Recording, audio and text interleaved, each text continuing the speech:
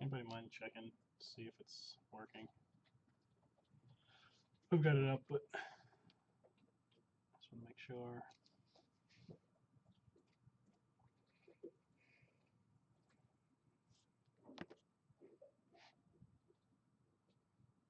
I think so.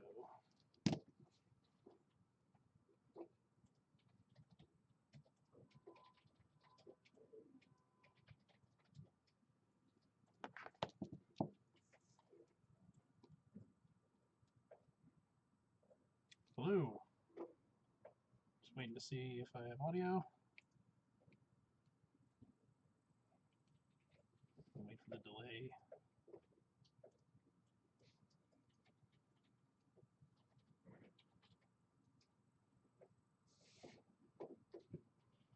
Is it super quiet? It's good? It's not super quiet? Mm-mm. Okay. Thanks. Oh, I see. I had my own volume way down. All right.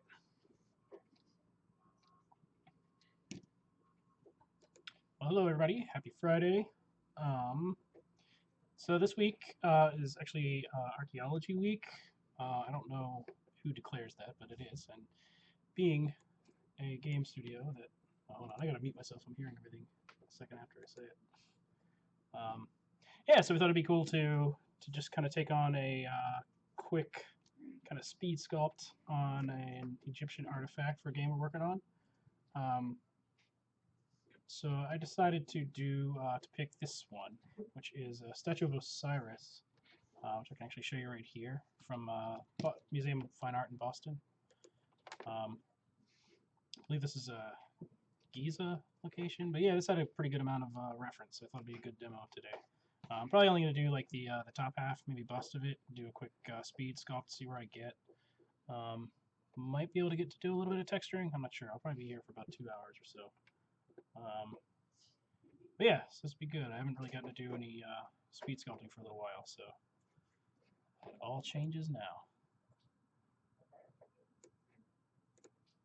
All right, let's see. All right, audio is working. Thank you, Coffee Artist.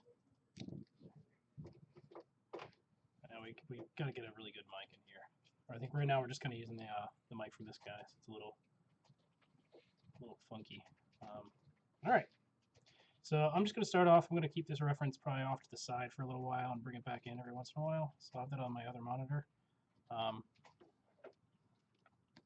But you kind of know what it looks like now. So yeah, so for this one, I'm going to kind of just go right in with Zbrush and just start off with Dynamesh and kind of build out all the forms to get started.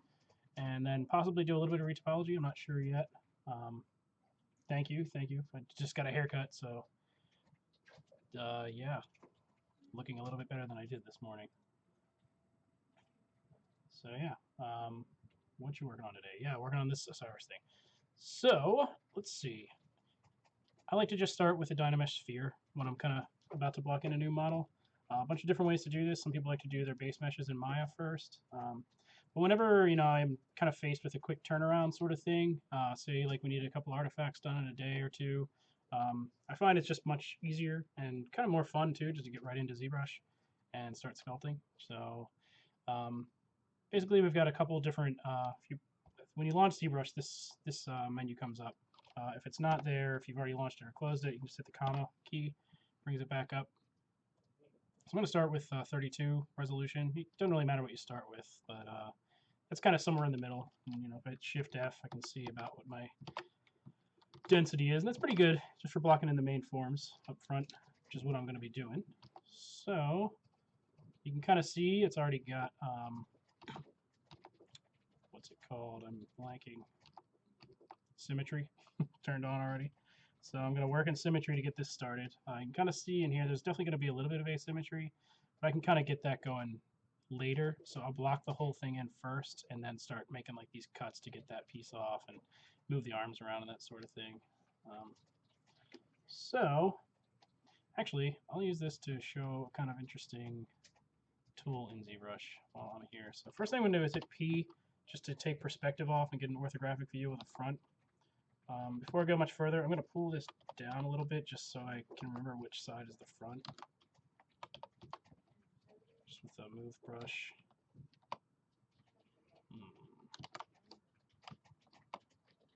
Okay, there we go. So one thing that's kind of neat that ZBrush can do is you can actually come in and turn the entire interface transparent, so you can just quickly bring in a reference. And you can see whenever I change the size of my brush or move into like one of the menu items, it kind of goes away. But as long as I'm in my workspace, you've got this nice transparency. So let me bring that to the forefront again a little bit and scale that down. I'm just doing this real quick so I can get the basic shape of everything down. And I minimized it because I'm doing that. Oh, thank you. Thank you for the nice haircut wishes. I believe that was a friend of yours that cut it for me. All right, so I'm just going to get in here and start working. And all I'm really trying to do right now is to get the front silhouette. I'll worry about the silhouette from the side a little bit later. But what this really gives me more than anything is just the scale of the object. So once I start going in and getting all the little details and blocking the face and the beard and everything, I know more or less where everything kind of goes around it. So just using the move brush. And I'm going to get a lot of stretched out polygons here, but I'm not too worried about that right now. Just smoothing a little bit, just to kind of keep things even. So you can see this picture is not like perfectly symmetrical, so I'm just going to probably favor one side a little bit more. I'm actually going to switch to snake hook. So you're going to see me switching brushes pretty frequently. I use the hotkeys for that because ZBrush has some really nice hotkeys for switching brushes. But just keep an eye up here. This is my active brush at all times, in case you're ever wondering which one I'm using. So snake hook is pretty much the same as move. It just moves everything a lot faster. It kind of triple translates everything based off just the move. So you can see I can pull this up really quickly.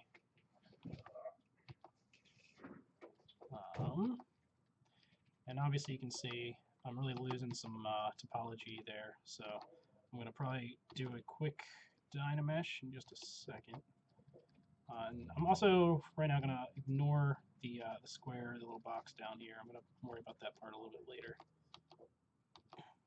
Just make sure we got a nice taper here.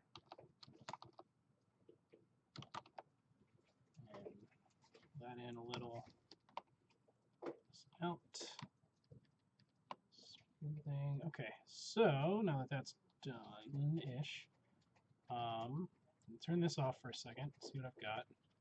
So obviously pretty funky looking right now. But if I hold Control down, since this is since I pulled up, as you can see, a Dynamesh template, that means that on the fly I can hold Control and just drag outside of anywhere off the model. It'll retopologize for me. Now this topology, as you can see, what it's basically doing is just trying to keep all of the polys more or less the same size, because this is really for blocking, so it's just allowing you to stretch stuff out and then essentially relax the topology around it. So since the face was kind of a mess, you know, I need to kind of change that. So now, let's see, do I have a good side? I don't think I actually, there's some pretty good close-up reference, but not a lot of good side stuff, so I'm going to have to kind of work that out. This gives me a little bit of information, but I'm going to have to work that out on my own based off of some of these other pictures. So I'm going to move this over to the side now and just kind of get going. Let's see here. Just checking comments. Okay. So actually I could probably, let me see if I can embed it over here. Let me just rescale a few things and make it easier for you guys to be able to see what I'm working on, what I'm looking at. Just kind of minimize that. Okay, and ZBrush, change your scale a little. I drag this out? Yeah, I might not be able to. Okay, no. Don't know if I can. It seems to only work from the top. That's too bad. Can I do... Where'd it go? Sorry, 1 second. Don't know where it went. Okay, hey, it snapped. Cool. I don't know how I did that, but it worked. So, let's see here. First of all, I'm just going to bring this back in. Definitely don't want that.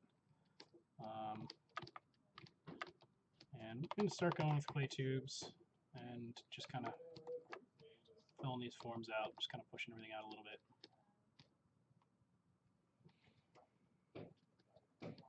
So you're going to see me doing this control drag pretty frequently now, just while I'm kind of blocking everything in. And this, I think, actually had to come up a little bit higher because this is actually just this part. So let's go just a little bit more. Use the inflate brush to kind of round that thing out.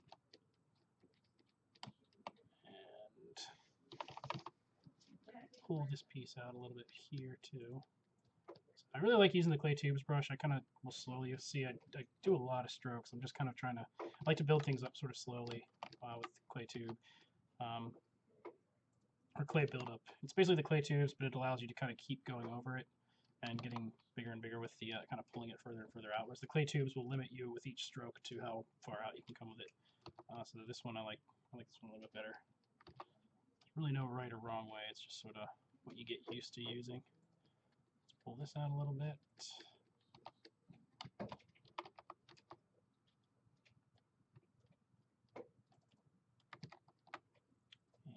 And so you can see it's looking pretty low resolution right now, and that's fine. Again, just need to kind of get some forms blocked in.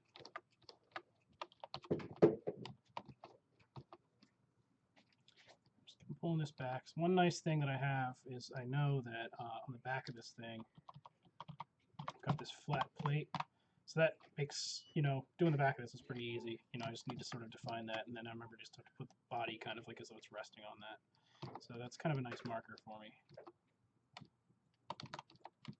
So I'll pull all of this back quite a bit.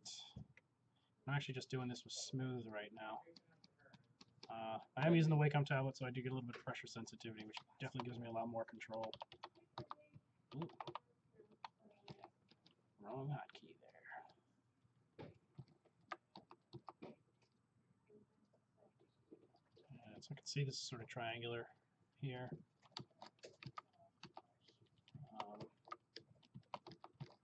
Flatten that out just a tad. Do you plan your projects out in advance, or do you work more in the moment in terms of how you approach each model? When it comes to sculpting, especially when it's artifacts, which we, when these types of projects come in, we have to do a lot of them pretty quickly. So really the planning does not much more than just, there's the finding the good references. That's really the biggest part of the planning process. Just the more reference, the better. The more angles, the better, obviously. But then usually it's just, once I get what I feel is adequate reference, I just kind of start sculpting. So that's what this process is here. Now, it totally varies depending on the project. If we were doing like game environments or something like that, there's a lot more planning that has to go into it. You've got to make sure the whole team is working at the same scale. So when I import a model into something else, everything is going to fit. If you need like environment pieces that fit into the next piece, you got to make sure that all of your template files are kind of set up properly. But for artifacts, it's a standalone prop. So props, you can kind of work at whatever scale and then scale it up or down once you're done with it. And technically that's true with anything, but I like to just get in and just start sculpting right away. And even when we did the artifacts, because we had the same render and lighting setup for them, we did need them all to be essentially the same scale. So we did have a template file for that. But you kind of get started first. Yeah. Typo there. That's all right. Fridays. All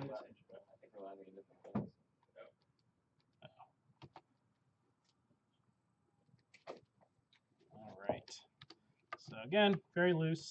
Probably can actually come in a little bit because it looks like the arms are going to extend quite a bit past this. I think I made it a little too wide.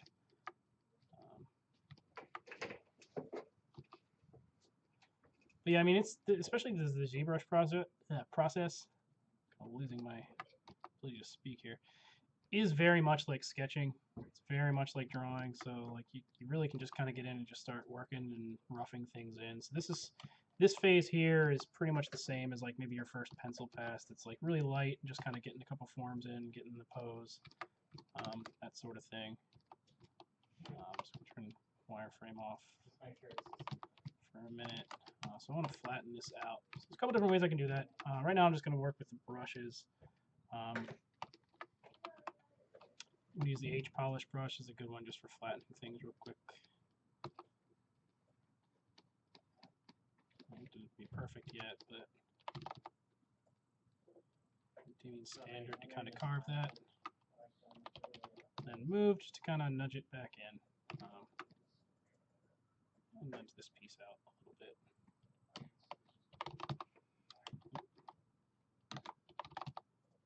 Make sure that this line stays relatively straight. All right.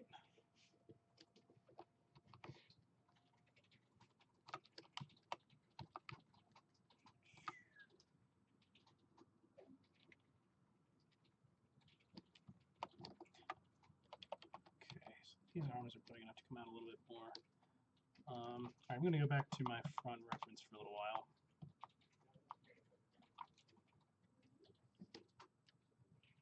Let's see. These legs are going to have to come out a little bit more. We do have some nice definition. Well, very, very loose definition, but some definition there. So make sure we got our feet. Have to come out quite a bit, I think. Actually, they can probably stay the same, but we got to pull this part back a little.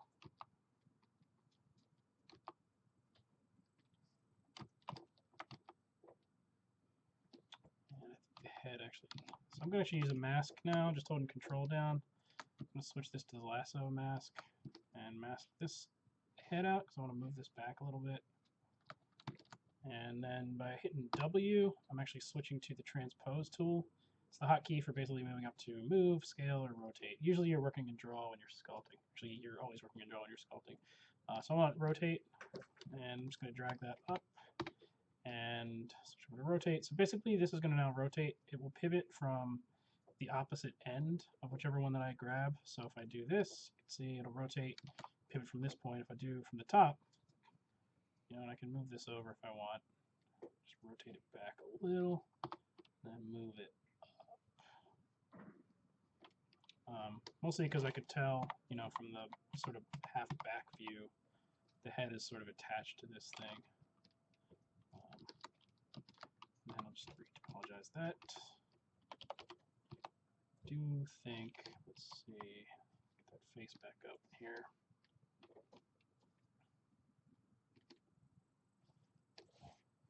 Just opening a second reference so I can look at both at the same time.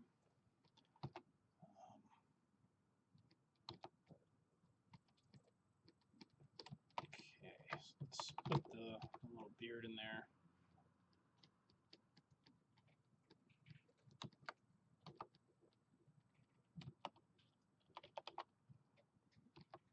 You can see, I mean, this is very, very much just sort of silhouette and loose right now. Just want to get everything more or less in place before really committing and laying down some real topology. Just define that shape a little better. So already I am actually starting to hit a point where I might actually want to go up a subdivision. Getting pretty close to where I need to be with this. I'm just going to put this behind it for a second again and do the see-through. Just want to check these legs out.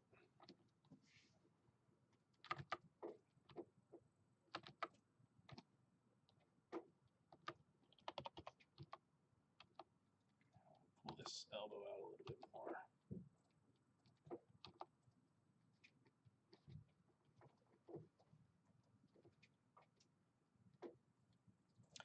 going to be perfect necessarily. These aren't necessarily scans. You know, this is really more than anything we're going for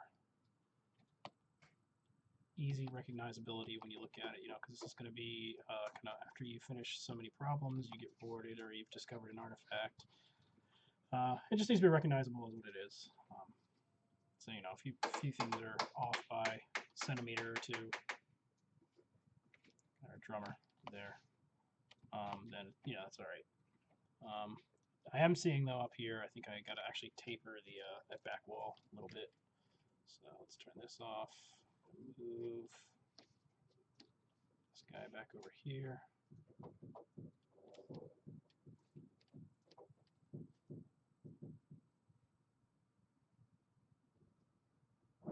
Not sure why. Okay, yeah, back to 0.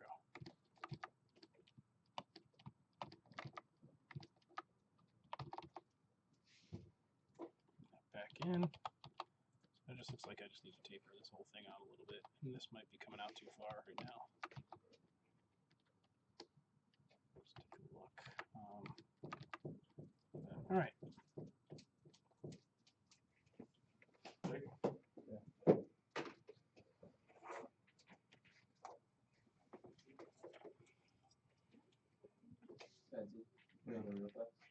All right. So the chest is coming out a little too far right now. Pull that back, but getting pretty close to having, I think, the final basic forms in, so I can start sculpting some of the detail just a little bit.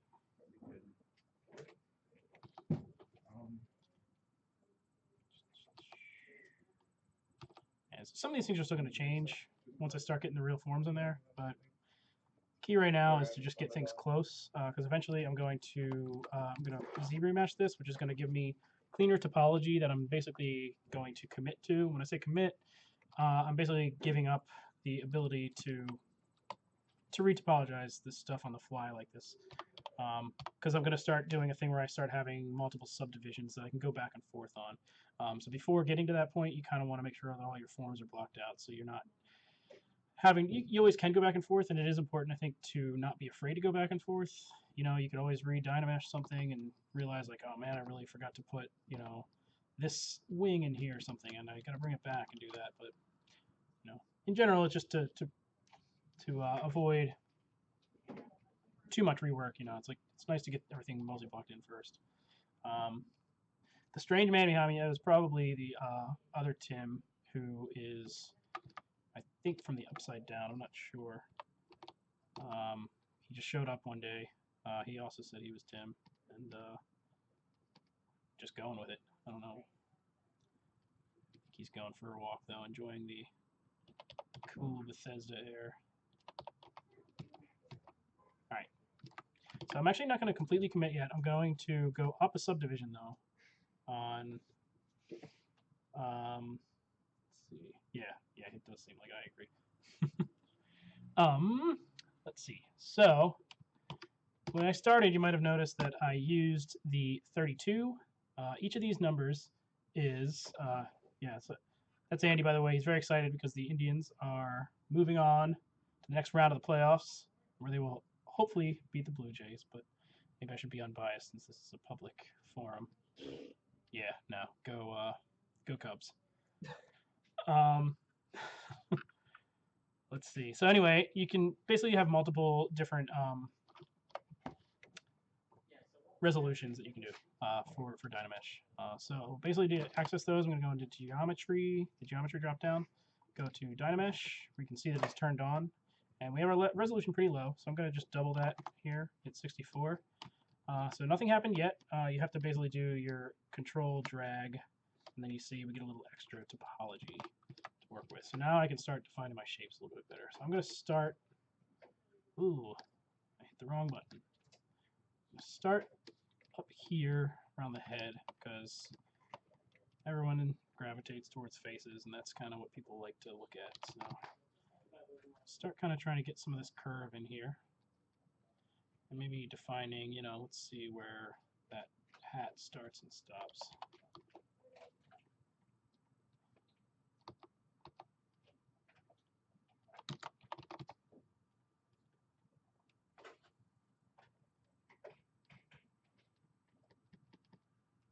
like using the Damien standard brush to kind of carve this stuff in. This one really is almost like just using a pencil in 3D. Clay, kind of push things in a little bit. So I want to make sure that I keep this taper here, though. So it's a nice shape. Actually, it's a pretty straight neck.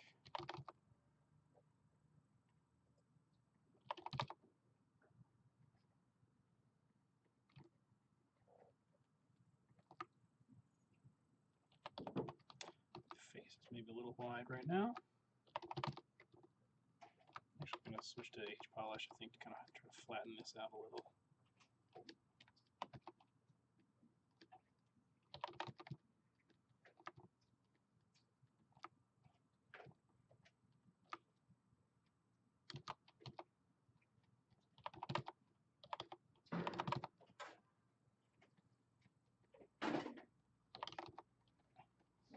I definitely will get quiet from time to time, start to sort of focusing on sculpting, but please feel free to ask any questions. I'm happy to answer them.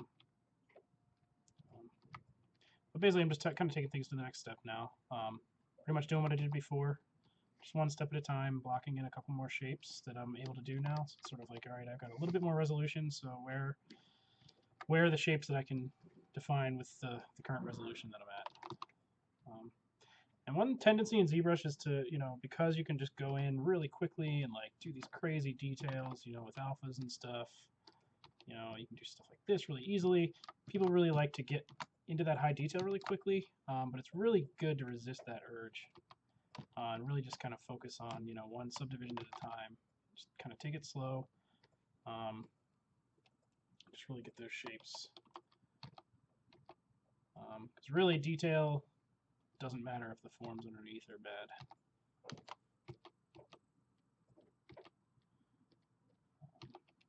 Still eyeballing some of this. Nice little bowling pin on his head.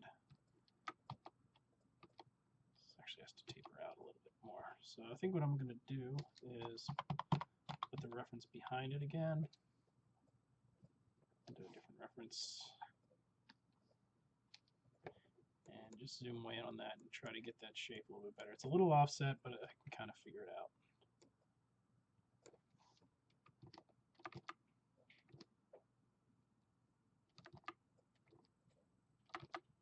Let's see, I think I'm a little off on a lot of this right now.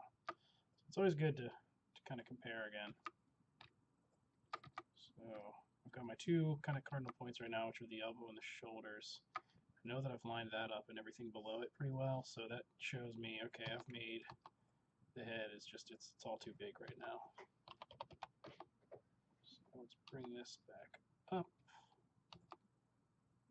And see the chin kind of goes around there. The bowling pin needs to come way down. Yeah, I was way off on that.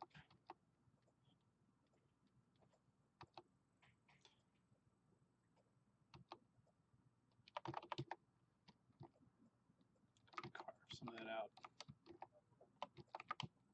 Smooth it a little.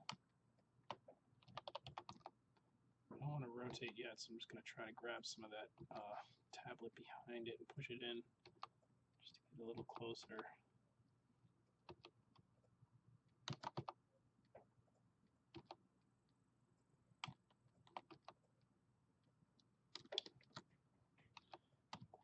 Topo on that.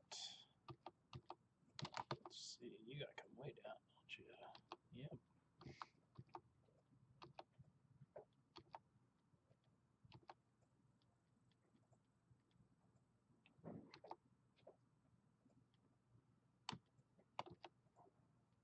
Okay, getting much closer now.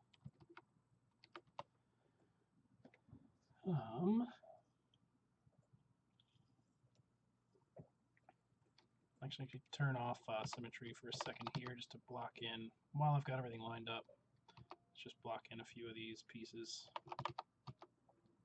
And I'm just kind of leaving a few marks there. I'm not going into any detail right now. It's just a few marks so I know where that stuff is when it comes to sculpting it. Ooh, what did I do? switched to the wrong brush somehow. It was a mesh insert brush. I do not need that right now.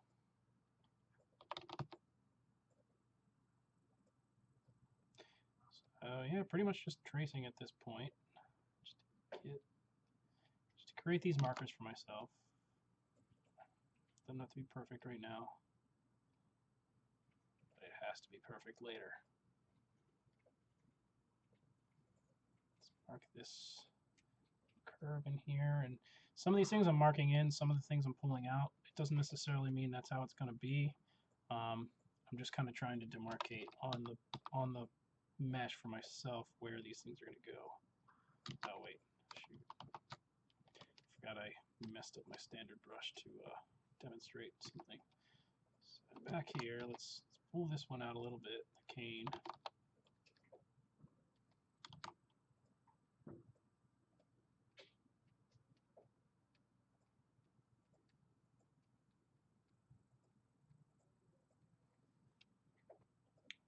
The mouth, nose. This is all.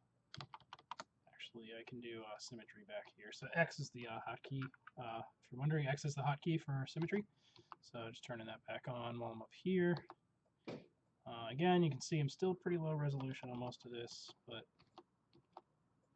kind of working our way up a little bit at a time.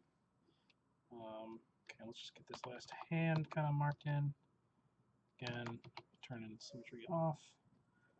And not focusing so much on the shape necessarily right now as just the kind of the outlines.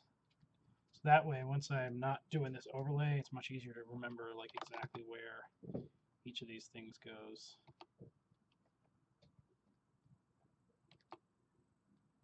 Then, you know, because some of this I'm just going to have to do by eye. Don't think I have enough resolution for the fingers yet, but hey, let's just mark them in there a little bit. Why not? I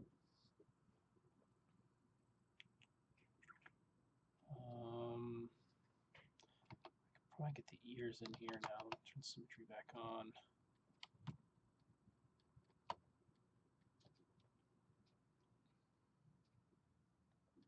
Let's just make a little dash where they're supposed to start and bring the neck in. Very, very wide football neck right now.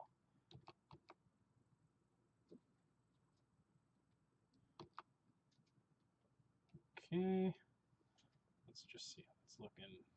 Okay, so getting pretty close there on some of these things. It's looking a lot better than it was before. Before I go any further, I'm going to save this just in case. Always good practice to save frequently. Zbrush actually does have a very, very, very good autosave feature, but also good to just kind of remember to save for yourself. So this is in Excavate Egypt. Working. Okay, actually got to make a new folder for this because we don't have any of the Zbrush stuff yet. I'm going to have a couple things in here. This is so I can send things to and from Maya. This is my ZTools, and then I'll do an images folder usually. So if I do any renders or screen captures or anything, I'll just save them in there. But for the scene file, yeah, you want to do one thing that I can't remember if it was mentioned before. I might have mentioned it on another stream somewhere else before, but with ZBrush, you want to save all your stuff as ZTools. That's really how you save your scene. So Cyrus 1. And you do that through the tool menu. So you save as. I always do save as. ZBrush used to have a bug where doing the Control S would crash it pretty frequently. That has probably been fixed, but I'm just so used to doing save as now that that's how I always do it. Because you might be tempted, you know, to do file, save as, but that saves the document, which is just something completely different. ZBrush kind of works a little bit differently. Won't get too into that.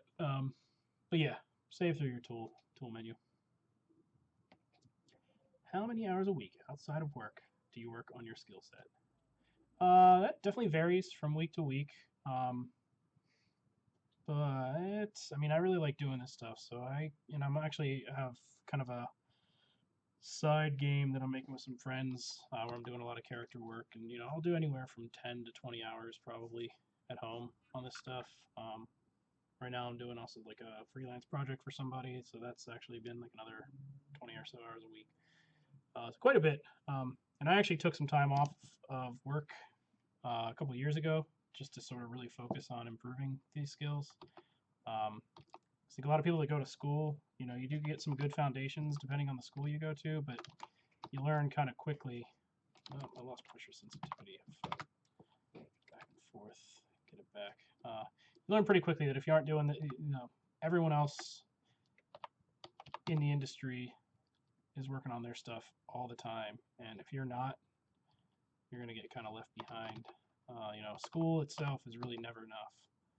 You got to go out and make your own stuff. So I'd say probably 20 or so, 10 to 20 hours a week outside of work. A lot of that's just for fun.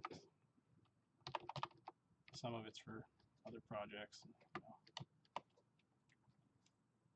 All right, let's take a look out here. As you can see already, getting pretty close to the shapes. All these are pretty roughed in and stuff, and I got to actually pull these out. Fortunately, I think the face really is where the most variation is going to come in this little snake thing up here. It's not a terribly complex shape. So I think I'll actually be able to get pretty decently far in the next hour or so. Another question. What advice do you have for young, just starting artists? I think kind of what I was saying before, really, about working outside of school. Like it's great to go to school for this stuff, but it's really the work that you do after that is going to get you where you need to go. I definitely recommend, if you can afford it, subscribing to something like Digital Tutors. That'll give you the ability to really take any kind of classes that you want. It's all online. It's all self-driven, but I think that's another thing. Like I feel like if you're not really a self-driven person, it's going to be really hard to actually make something like this happen to get to this level, get to our level. And there's many levels above where I am. I think besides that, I think it is good to be open up front, like especially if you're interested in getting into games. There is concept art, there's modeling, there's hard surface modeling, there's environment art, there's character art, there is programming, there's so many different elements to it. It's great while you're in school to kind of try a bunch of those things out. But eventually, depending on, especially if you want to get into a bigger studio, you really need to start honing at least one of those things. And I've pretty much mostly worked as a generalist my whole life so far, which has been about 8 or so years professionally, which means that I do a little bit of everything. But I've always really had much more of a passion for modeling and particularly sculpting and Zbrush. So I spent a lot of time focusing on just honing this one thing. So I might know how to do a bunch of things, and it's good to not completely box yourself in, but it's definitely good to sort of identify what it is that you like and what you're good at, and also what you don't mind spending a ton of time on. Because really, if you want to make it anywhere, you're just going to have to spend a lot of time on stuff. So hopefully that's helpful. But it's tough. I mean, it's a lot of work. I think the biggest thing is just to expect to be doing this all the time. Because like I said, there's always more people, for any time that you're not working on something, there's that other person who is, and that's the person who's going to get picked. I mean, sometimes I think it's worth, most people that I know who have really made it somewhere pretty far are the people who took a year or two off and, not necessarily cut themselves completely off from the world, but, close to it. And, it's not forever. You do it for a year or two, and it pays off. And also being patient, not getting too down on yourself. It takes a lot of time to find that dream job or the perfect job or the perfect project. Maybe it's not a job. Maybe you just had a game that you've been wanting to make for a while. But all that stuff takes time. I know it's easy to kind of get down. You go to ArtStation and you just see so much amazing work. But you realize every little thing that you're seeing up there, that's somebody else that's, it took that person 5, 10, 20 years to get to that level. You know, no one's that good right away. It just means they got to start. They started before you. And some people are more naturally gifted, but no matter who you are, it's a lot of time has to go into it. So let's see where we are. Just kind of cleaning up a few of these lines right now.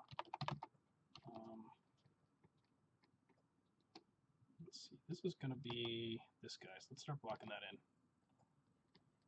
Ugh. Turn my symmetry off. I actually need to move this all forward a little bit.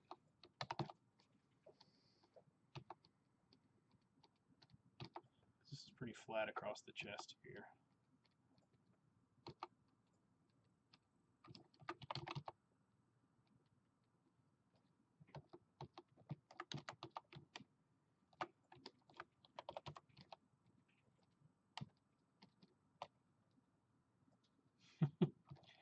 There is no wisdom in this head.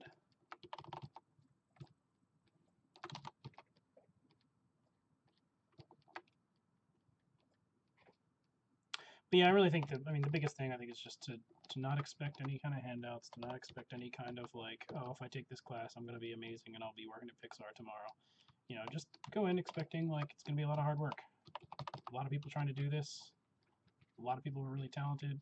You know, you got to put a lot in to get anything out of it.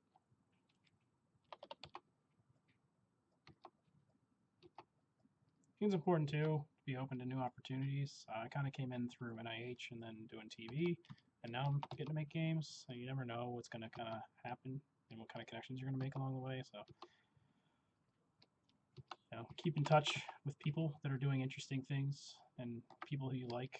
You never know who you're going to work with in the future and who might have a good opportunity for you if you made a good impression.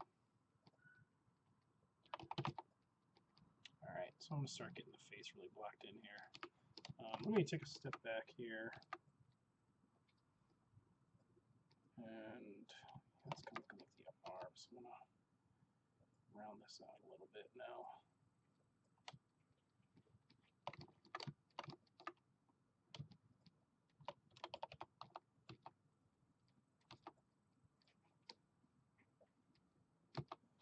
I can probably pretty much finish this bottom part off now. First, I want to get this line drawn out of here.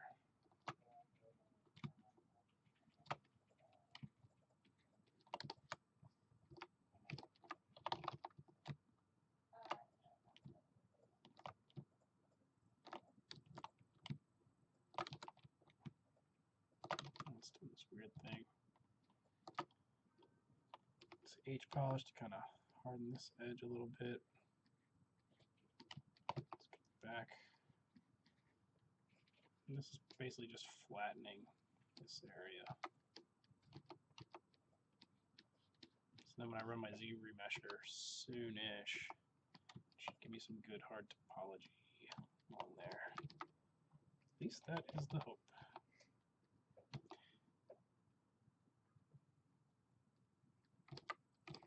Weird artifact in Zbrush right now.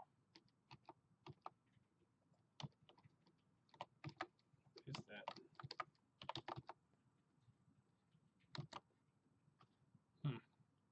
Strange.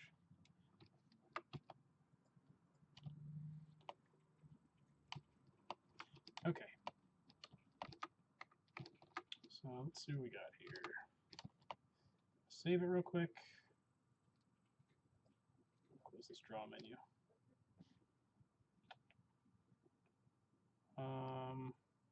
I'll make it a version 2. Why not? These are some pretty small files. That way, if I really decide that I don't like where this went, I can always go back to a different version. Okay. But yeah, getting pretty close here to where I can kind of commit to this. I'm going to cut this piece off first before I commit completely. I'm going to pull that up a little bit on this side. So let's do that now. Before I do that, I think I can go up one more Dynamesh subdivision.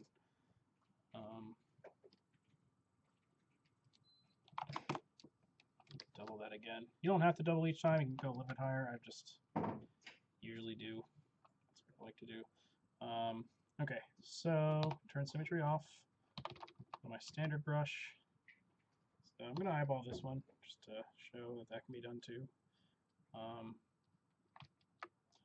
And let's see, we got kind of a little bit down and around, so there we go, something like that. Staying in standard to kind of cut that back in a little bit. And start to get a little bit closer. So this angle can be kind of tricky to get a good line at sometimes.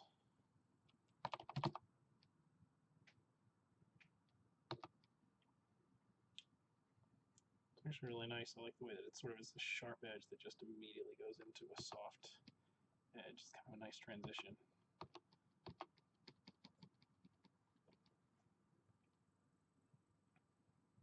So I'm not completely done with symmetry yet, but for down here, I pretty much am. When we get back to the face, I'm going to go back to symmetry for a little while, but not right now. So I got this little line here that seems to come at, like, let's see, we have a triangle that's like right around here, maybe. Cut that in just a touch. Anyone who's looking to learn a little about ZBrush, basically holding Alt down will do the opposite stroke. I'll show you down here. You know, this is my standard stroke. Hold down Alt, does the opposite, kind of carves away. So that's all I'm doing. ZBrush is all about learning hotkeys, and also about having a tablet, because it's really hard to do any of this with a mouse. So I'm going to block in the knuckles here. Go a little bit over, but just so I know about where that is. And let's get that thumb. Yes, it's a lot of clay tube, a little bit of standard, a lot of Damien standard. So Damien standard, as we saw. Let's see. I'll just go through the brushes real quick. So this is standard. Damien standard kind of pinches a little bit and just carves a nice tight line. And then, yeah, clay you've been seeing, that gives me this.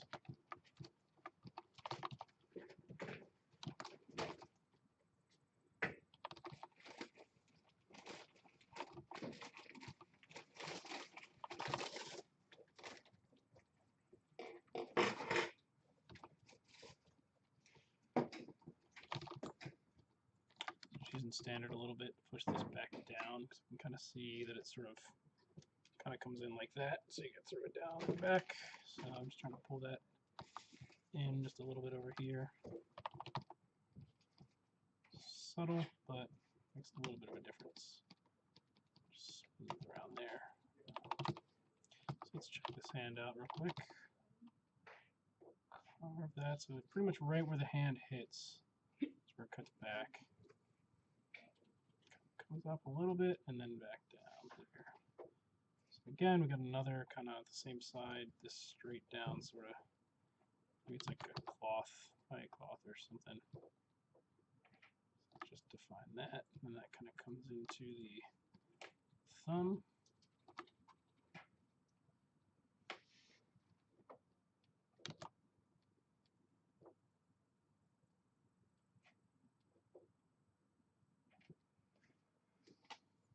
Okay, our knuckle going up here.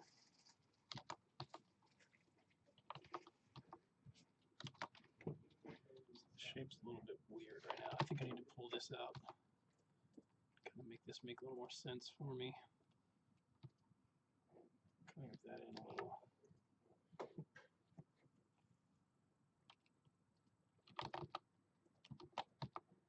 Get easily distracted sometimes.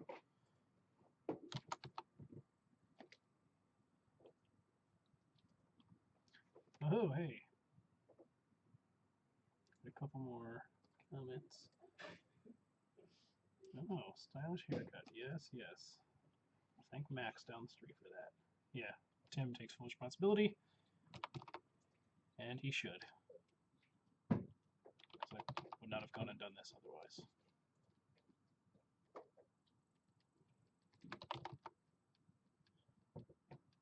try to get a haircut every Friday if possible. Thing to do.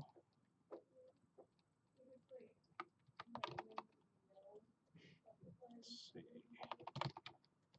Carve this piece in a little bit. I'm going to use the face soon. I think I was about to start it, and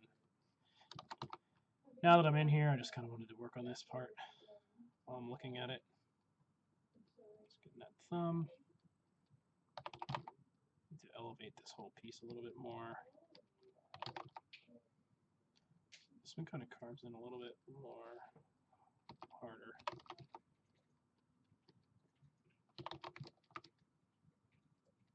So one thing I probably need to look at, I probably need to pull this whole area forward a little bit, because it should be more of like a straight line from this angle. Yeah. So that's going to have to come up here, and let's carve away a little.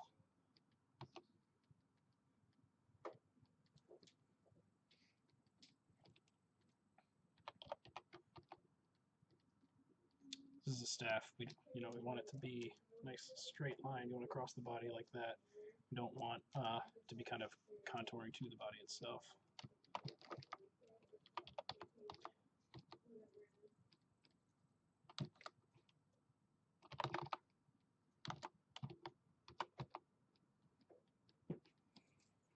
Okay.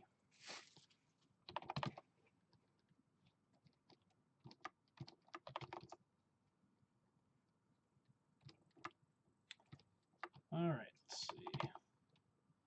That, and then this thing too, I think is going to actually kind of come up and then probably just drop straight down. So I'm going to try to get that in there real quick. And I'm going to change my rotation. Right now it's kind of this gimbal mode where it's sort of the whole thing will just kind of rotate in any direction. I'm going to set it to Y up, and that kind of keeps the head sort of always focused the way that I want it to be, or oriented the way I want it. So I'm going to try to block this off just sort of as a flat plane real quick, and also get this sort of angle. And I'll worry about the detail after that.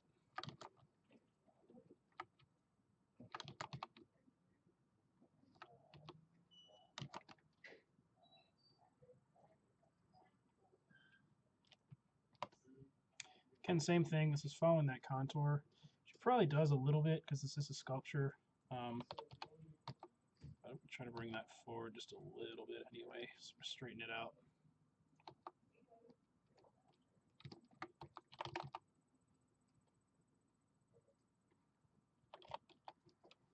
Oops, comma by accident.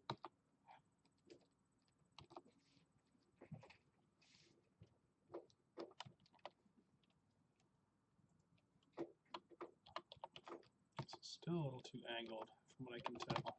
Really want it to be flat to the camera.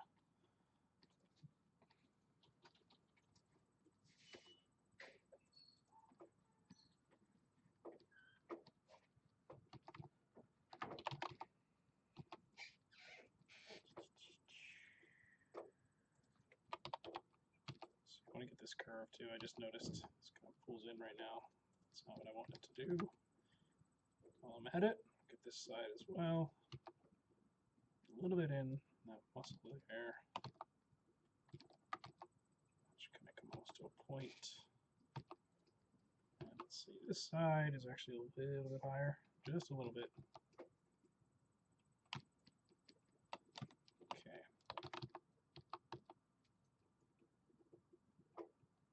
Just give that hard angle in there real quick too.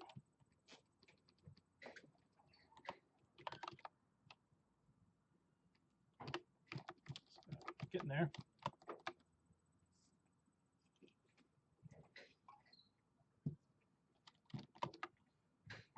All right. This is not done yet, but I think I'm going to move to the face now. Let me just see. Take it a little bit further.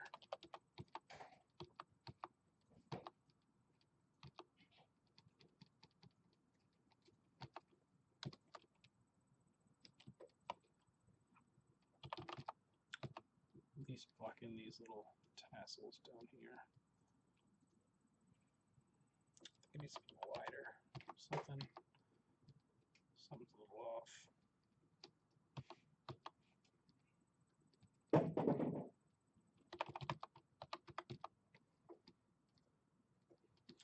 Just use an H polish, just kind of clean it up.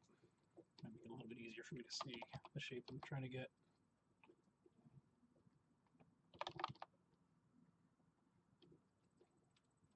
Yeah, okay, so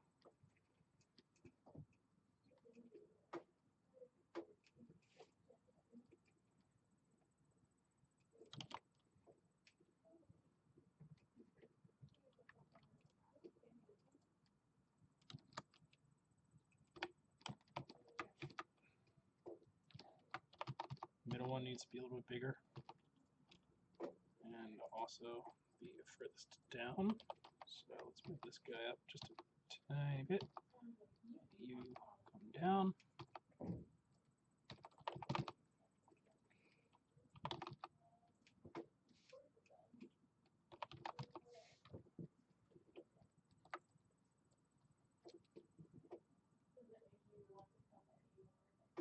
All right.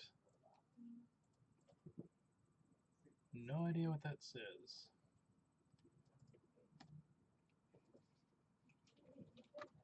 Oh well.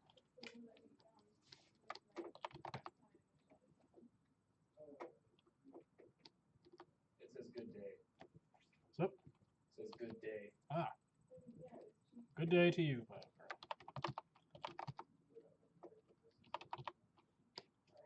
All right, moving our way up to the face. Be the most fun part of this whole thing. I think this beard too. Be good. Good time. All right, so I'm going back to symmetry and trying to decide. I may just let me get snake in there, and then I think I might Dynamesh or sorry Z-remesh and actually start doing some subdivision sculpting.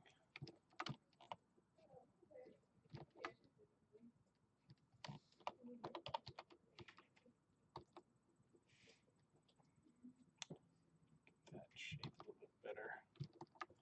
So I definitely need a harder edge here.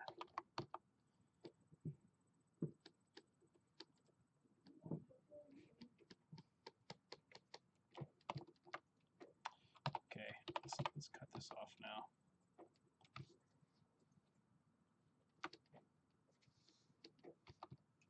Just using clay to kind of push it back in, and then I'll Dynamesh it.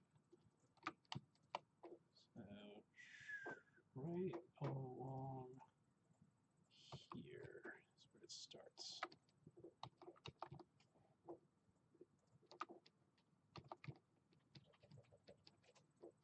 Okay. There we go.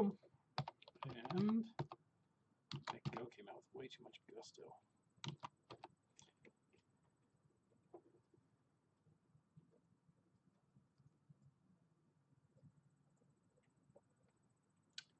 On the shoulder, the little flail thing here, I'm not actually sure.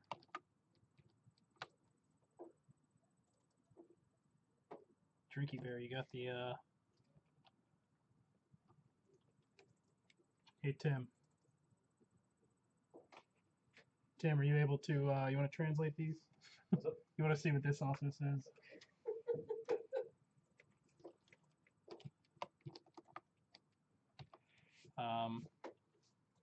Honestly, I don't actually know the history of exactly what these pieces are. It's a good question, though. Definitely pretty common. Let's see. I'll Google that. Actually, I wonder if let's see if it tells us the information about the statue.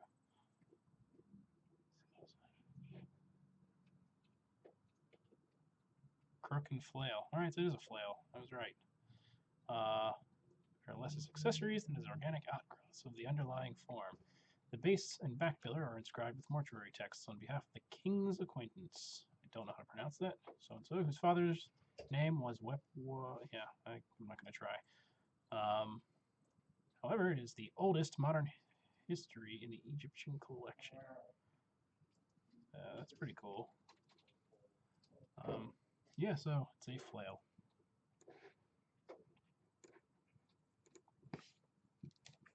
Thank you. Thank you.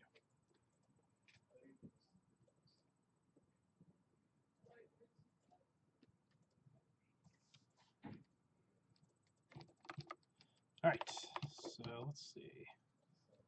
Fill this out a little bit. Looks like I was kind of losing a little bit of that.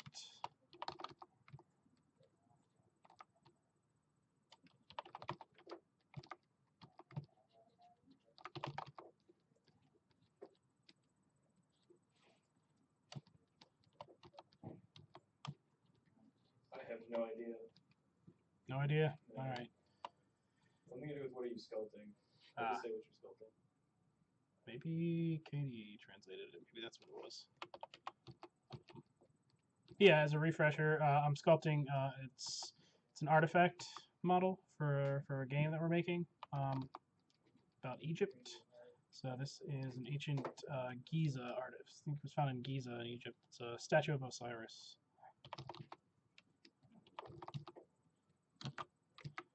Am I on? Yeah, I am. Okay, good. So this is the tough part. I'm not quite sure. Actually, I think, does this give it to me? I'm looking for a reference the side of the face. It's hard to see what's really going on behind there. I guess it's just kind of goes back. All right, so I'm going to be looking at that for a second.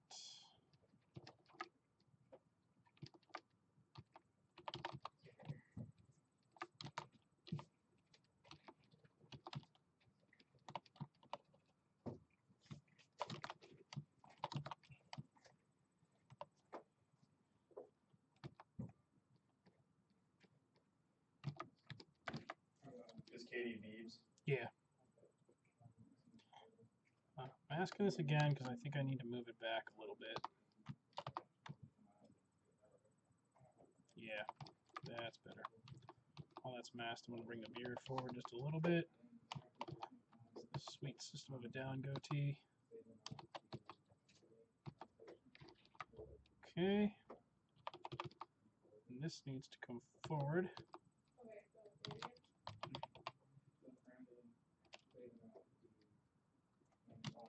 This whole thing is slightly rotated, actually.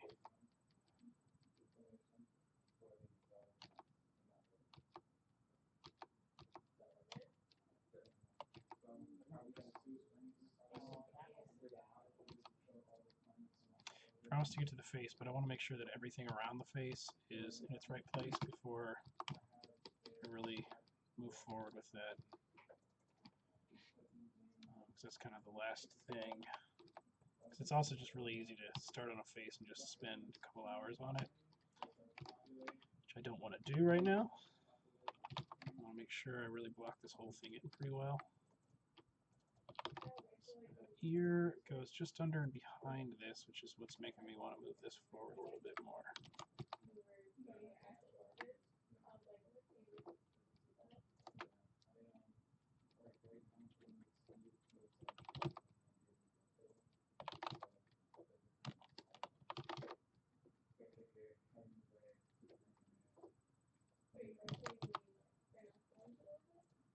Okay.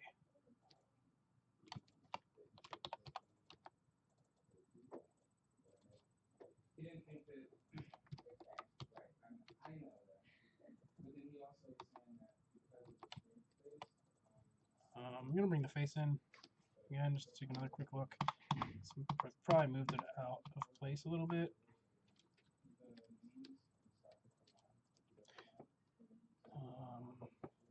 Let's just check that out while we're here before I go too much further.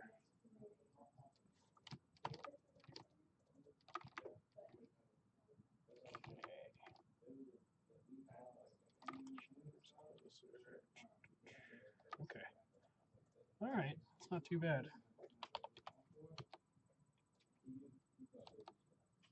Get his ears out. Down a little bit. So while I'm here, I'm not going to do too much detail. I'm going to leave the snake thing kind of locked in, just so I know where it is. Get this little piece here. And mark. those. And what else? I want those to come out a little bit more. Nice little bowling pin.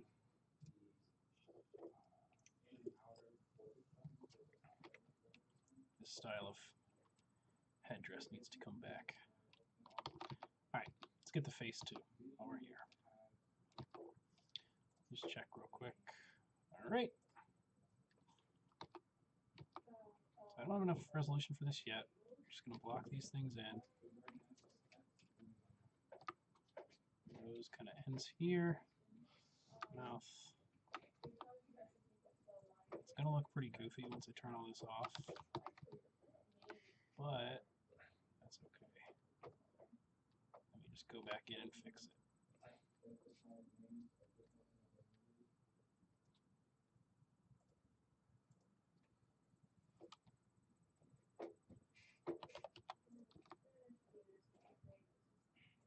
Just cheese it out a little bit.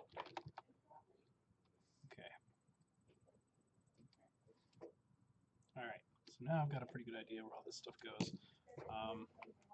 Let's actually switch to this, since we got a pretty good close-up. Actually, let's just compare real quick.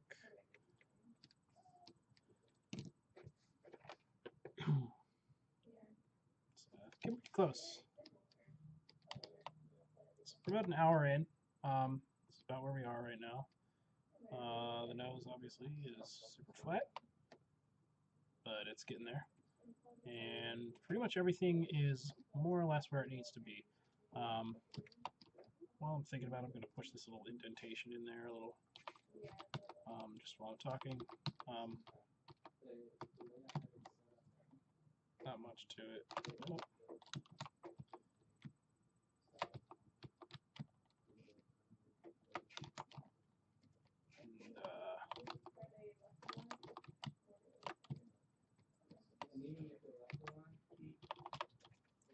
Guess I'm not talking now, am I? Yeah, so it's pretty close. So I think I'm about ready to actually Z-remesh this thing like I keep saying, and kind of move on to doing a multiple subdivision sculpt for the rest of this.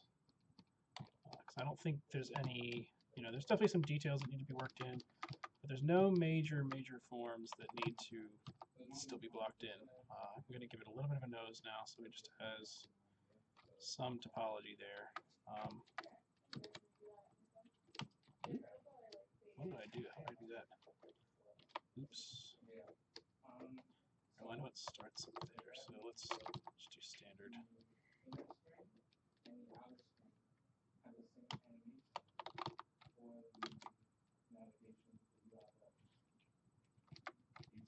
I need a little extra lip up here, the snake. So hey, let's use the snake hook brush. So inflate, push that out. Okay. Just want to make sure I've got a little bit of topology here to work with when I do my Z-remeshing.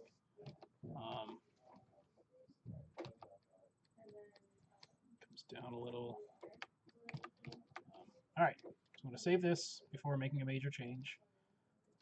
And actually what I'm going to do, since it's pretty small, small file size and all right now, I'm actually going to duplicate my subtool, and I'm going to keep this Dynamesh version. So if anything goes wrong, I just decide, like, I'm not liking the direction that it's going, I can always revert back to this. Duplicate it, move it down, and next step now, I just open the Geometry tab, and turn Dynamesh off. So now you can see no matter what I do, it's not changing this topology anymore. And I'm going to open my Z-remesher tab. So you'll see, I'll keep wireframe turned on so you can kind of get a clear view of this. But I got a couple options here. Most of these, you just kind of keep the same. I could start with 5, it's 1,000, so it's going to be 5,000 polygons. You can see if I maximize this right now. Let me close this off. I'm at about 75,000 points. Actually, if I hover over the object, I'll get the poly count. Yes, I'm at 152,000 polys. So Dynameshing this right now, or sorry, Z-remeshing this right now will give me right around 5. Since I have adapt turned on, that will actually probably be a little bit higher than 5. Keeping adaptive density turned on basically means that it's going to actually put a little bit of favoritism towards keeping the overall form, even if that means going a little bit over what target poly count I give to it. So let's just see what we get. I'm going to solo this too. Soloing basically just means it turns visibility off on everything else in the scene. I could also just go in and turn the eyeball off on the unselected one. I'm just going to solo it for now. So we'll wait for this to do its thing. We're going to lose some information here, but that's why I keep the other one, because I'm going to go back and project. It mirrored it. That's weird. Okay. Turn mirror off and try that. I've never seen that. I've never noticed that. I guess if you have a mirror turned on, it does that. Let's see what happens now.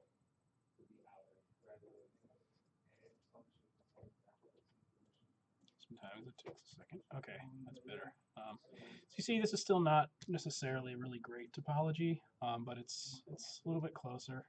Get some weird twisting. You know, obviously, if this was more of like a real character I wanted to animate, I would go into Topogun or Maya or something to do like a really good retopology.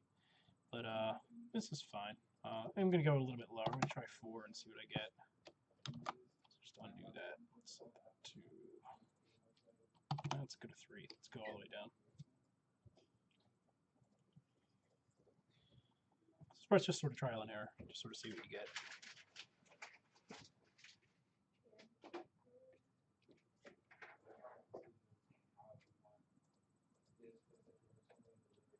Okay. Let's see what the poly count is on that. So yeah, you can see it goes a little bit over what the adapt thing is. So it should give me 8,000. 82. What? That can't be right. Total points. What is it pulling that from? Maybe that's for the whole scene. Okay. I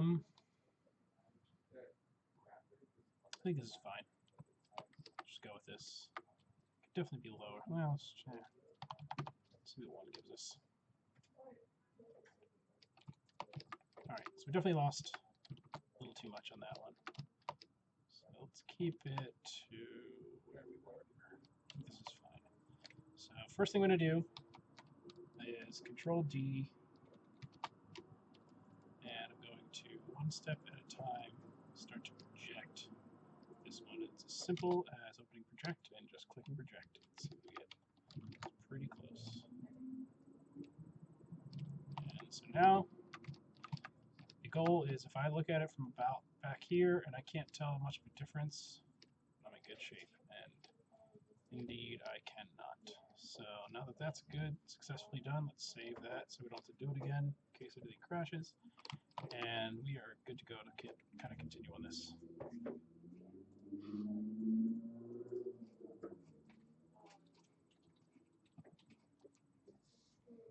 All right.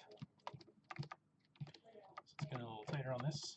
So you can see what's nice now is before, we kind of get some faceting. The topology is just all horizontal with a couple triangles here and there, and it's just a little funky. So now we have these nice little edge loops that are kind of going along the flow that we want. The face is not ideal by any means, but it'll do for this. And again, this is going to be an artifact, so the end result of this is just a prop that has to, we'll look for a certain poly count, but I can actually probably decimate at the end of this. After I've laid out my UVs, I can do a decimation to get it to the exact target that I want. And once you've got the normal map and textures on there, you're all set. It doesn't need to deform. It doesn't need to animate at all or be rigged. So that is, using something like decimation for the final is not that big a deal. All right, so let's get in here and start sculpting. So I'm going to go up 1 more subdivision here and start. Let's get the face back in there. Let's just see here. me get the snake kind of going first. It's pretty cool looking. And maybe this shape along here. So back to symmetry. Just kind of looking for landmarks. Very much like when you're drawing a body or anatomy, you're just kind of looking for points you can compare to other points on the object. Especially now that I know that most of my silhouette is pretty much right where it needs to be, because I essentially traced that from the reference. So you can see now we can really start getting some better shapes in there. The nice thing now is I can keep going back and forth. You can see, you know, up to different subdivision levels. That's handled down here in the geometry. So you can see I have 4 subdivision levels now. And that's really like where the strength of Zbrush comes in. It's not just high resolution modeling, it's high resolution with some the ability to reproject onto your low. It's like if I decided to really scale this way up, it looks absurd, you can see all that high resolution detail kind of sticks with the underlying topology.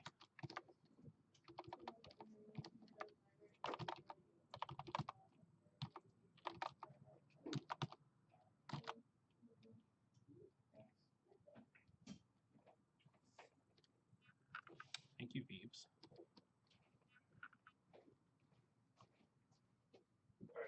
I just noticed there's kind of a little mask around here. That's kind of cool. So it's like it's more of a this sort of shape. It'll take you to this, and the studio tab will sit there more, and it'll take you to whatever looks like this for pro services. And then you have 3 sections, and then you have 3 breakouts. So you have 3 sections for the main page that offer a little bit of blurb about what you're going to find on the page. Yeah. And then that's like 1 main section that branches into 3 separate sections that are important, or 2 separate sections, and each separate section has a more in-depth thing. Like you can keep going down. But like that way you're Just kind of blocking in a few pieces at a time. neatly organized, and you're allowing the person to find out as much information as they want about That particular product. Yeah, I like this. structure and pairs. I can also have it as far as Forms, cheeks obviously Yeah, just needs to get rounded out a little bit more. So you'll have this up here too. This chin needs to come in a little bit. It's a pretty rounded face though. Yeah. Obviously it's stylized. It's not super accurate anatomy. Like this pushes up to the top. Yeah. We can remove the little one, and then have all of the navigation and things on them. So when you start to scroll, that's what sticks on the page. Yeah. I think that is that. Great. This donut is phenomenal. I don't even want to finish it.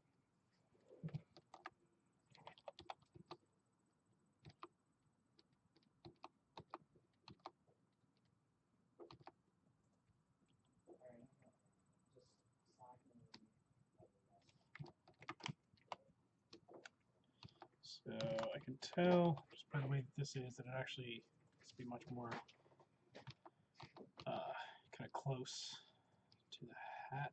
I'm sure there's an official name for what this type of hat is, but I do not know what that is. If anyone does, please feel free to enlighten all of us.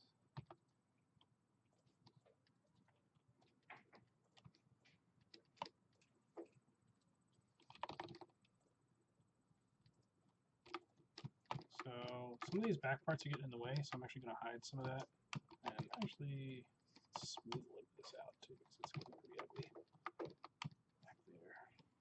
Just a little bit lumpy.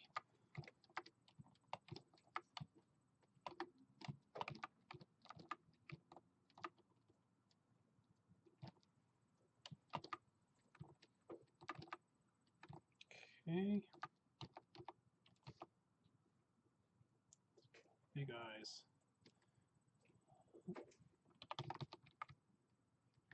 Some eyebrows in there. Eyebrows here really pull all the way around the head. Let's do the eyelashes. Another subdivision for this. Let's pull this back a little bit. From what I can tell from this angle, it's a pretty straight line down the nose. It's not super accurate nose. It's not too bad though. Yeah, these eyes need to be a little bit flatter.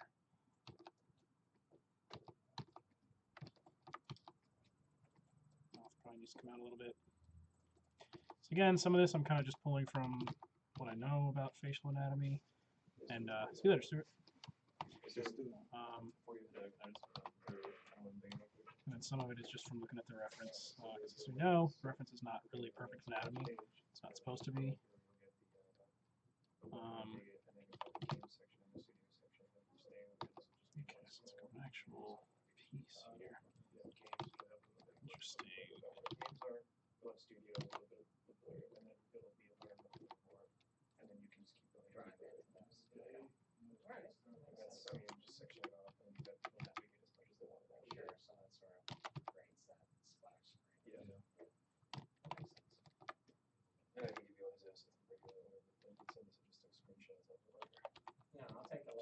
Nostrils need to be a little bit wider. Kind of comes into a point there. This needs to come up. It's nice to do the ZBrush too, because you start getting these like edge lines that sort of make it a little bit easier just to visualize sort of the flow of where your ridges and stuff are going, particularly around the eyes. It helps. Pretty lumpy face right now, so I gotta figure that out. His is very rounded. I mean, there's a little bit of definition on this cheekbone, especially you can see over here the way the shadow is hitting. So this comes out a little bit. This crest, I'm not gonna try. I'm gonna get it wrong. There's a little bit there. So I'll push that back, maybe just a teeny tiny bit. Smooth. Let's get that nose widened a little bit. But this part of the process, especially with faces, you really just start a lot of little teeny tweaks, because the smallest little thing can completely change the look of a face. Just kind of trying to compare lengths of things. What I care most about is that it's intuitive and it's easy to navigate. Cool. Alright, see you guys. See you later.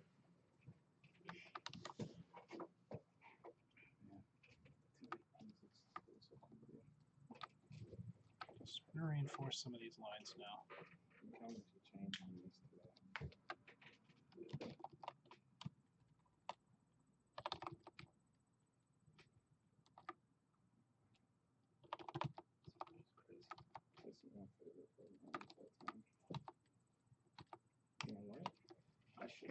It only takes like 5 minutes.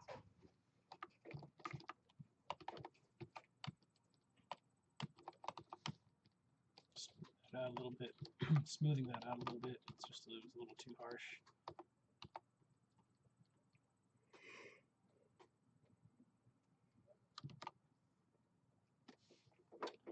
So quite a bit is symmetry right now. Even if I know things are going to be asymmetrical, I'll still usually start things out in symmetry. For example, this top piece, I pretty much did all this in symmetry, and then once that was more or less roughed in, then I carved this piece out over here. Since that's originally how it was. Obviously, like when I got to blocking all of this chest area in, I stopped working in symmetry. And, you know, things like this won't be quite symmetrical because it has to weave back and forth, but for the most part, I'm going to keep going straight symmetry on this thing.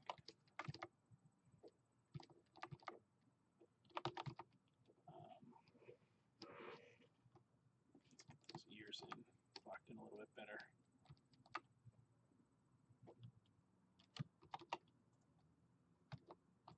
They're coming out a little too far right now.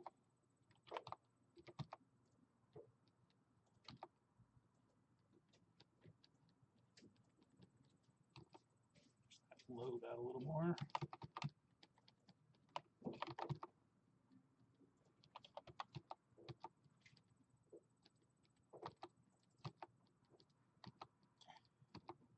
And some of these sculptures are kind of interesting because it's like certain elements of it will be very anatomically correct and many elements are just nowhere close. Most elements are really nowhere close. It's still a very specific kind of style, though.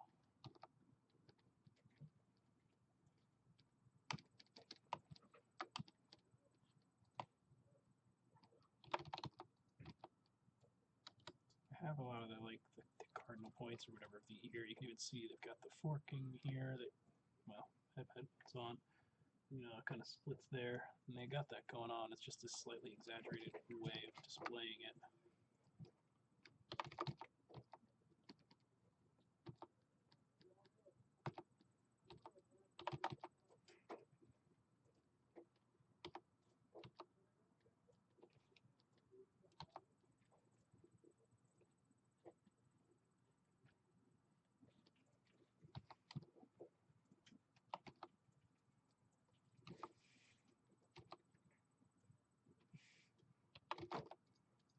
Oh.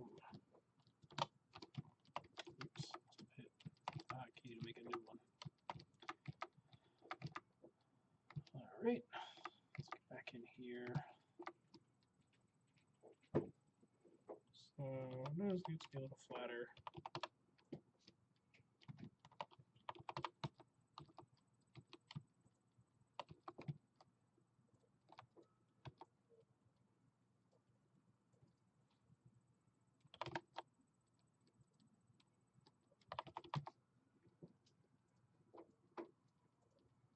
I was amazed at how well people are able to sculpt symmetry without symmetry tools. Yeah, so when it comes to like the importance of symmetry, I think really more than anything, when blocking stuff in, it's just speed and efficiency of working. It's much easier to just do it once. Besides easier, it's just more accurate to just do it once. It's much harder to come in and sculpt the same thing twice exactly the same, which is part of why it's amazing how well people were able to do that before computers. So that's important for doing for your work.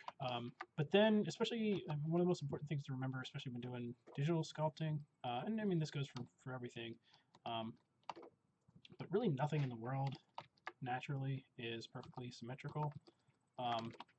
And since, you know, with CG in particular, you're kind of always fighting perfection. You don't want things to look perfect because nothing in the real world is perfect.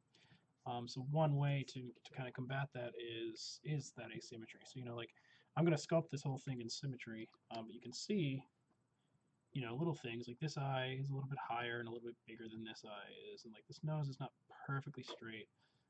This side of the lip I think is a little bit higher than this one. So I'll probably do a few tweaks after I've actually sculpted all the detail in. And it just gives it a much more natural look.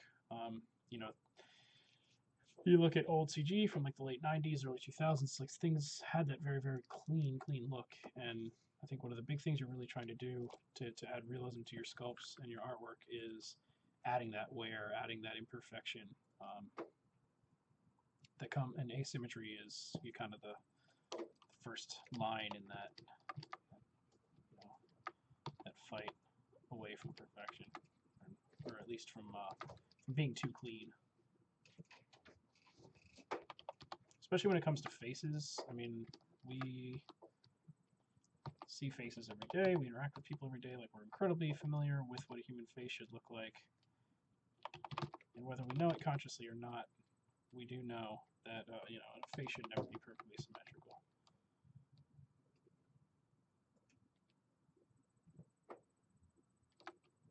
Unless you are a perfect human.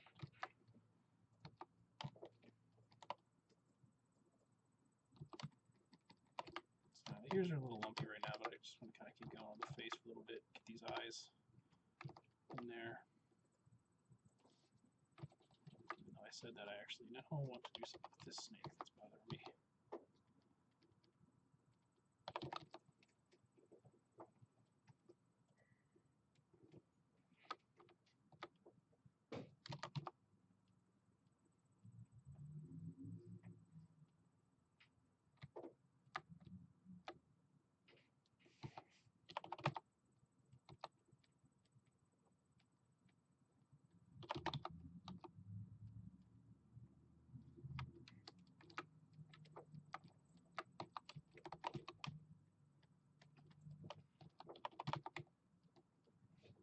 know I'm down here right now. I'm only gonna be here for about half a second. Just saw something that was way off. So. Okay.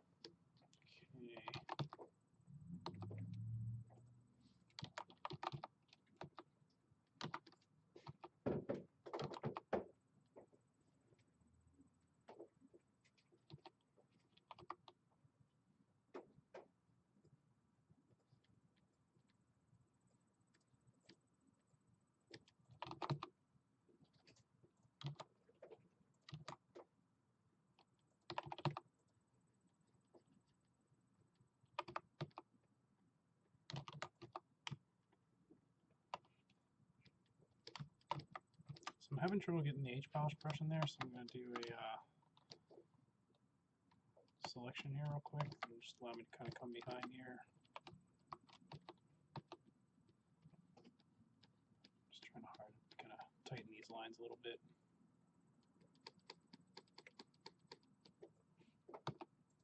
H polish brush was a godsend.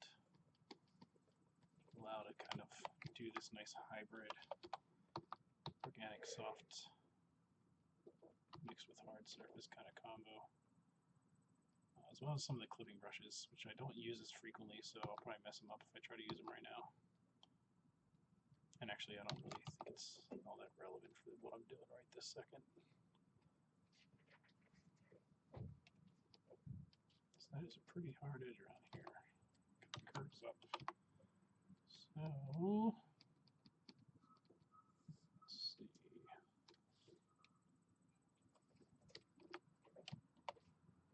Yeah, it's looking much better.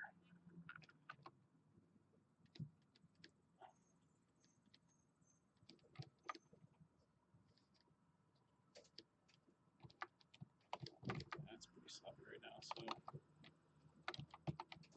Deviant standard to kind of pull that out.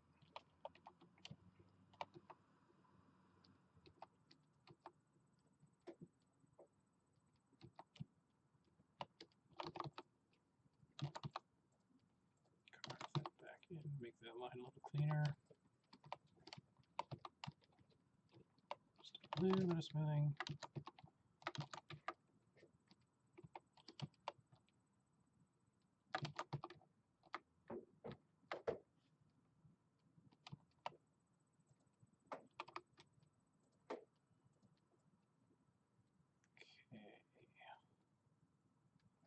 Pull this piece out here a little bit. And yeah, I'm kind of losing the tightness here.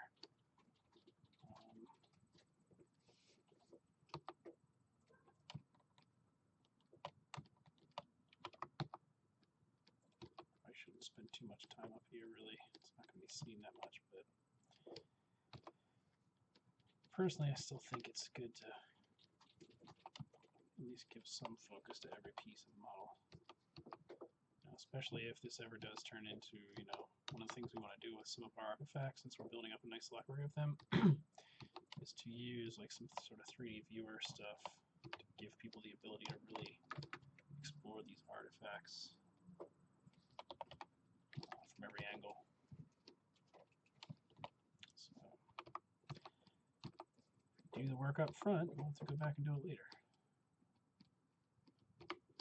Alright, that's probably good enough. I'm going to give this little ridge in here now.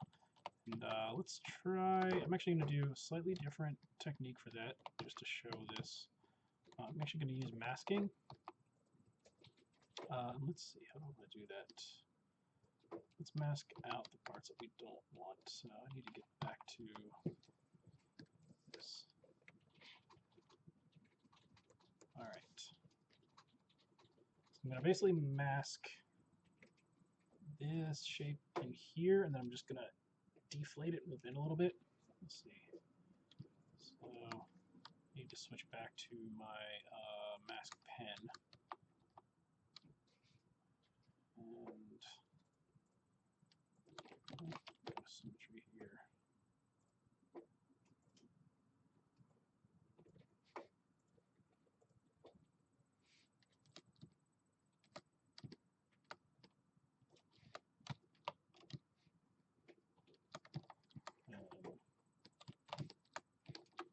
It's weird.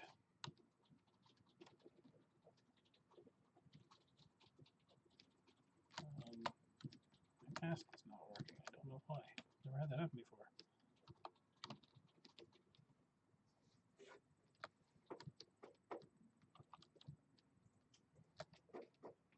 Well, I don't know what to do. I've never actually seen that happen. All right, let's do something else then. Just because I'm at this right now. Okay, all my brushes are stopped. What am I missing here?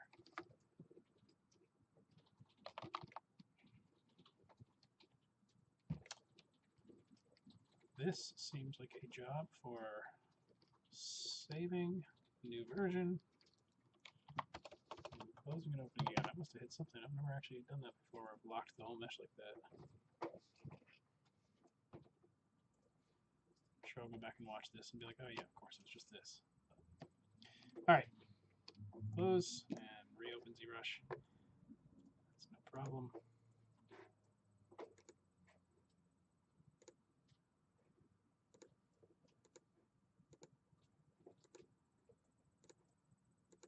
Okay.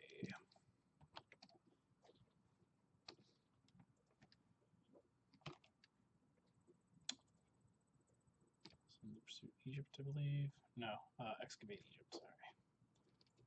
A couple of different Egypt games going on.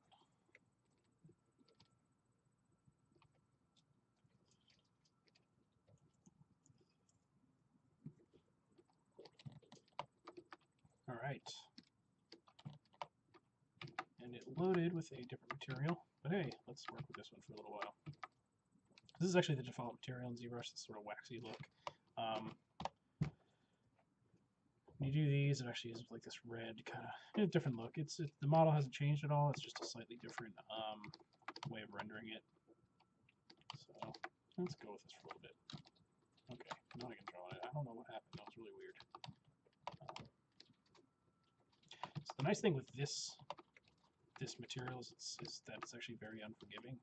So you start to see these imperfections and like, okay, I just carved this in. That was kind of sloppy, so I have this extra ridge here that needs to be kind of cleaned up a little bit. Whether that's through pushing that in or pulling these things out. But it shows you real quickly like, oop, yeah, that part's not quite right. I gotta fix that. So let's move a little bit once that form is mostly in place.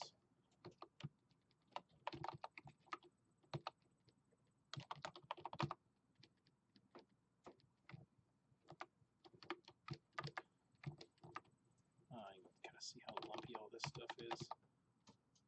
I'll have to fix that at some point, but let's do this first. So let's get that reference back in here.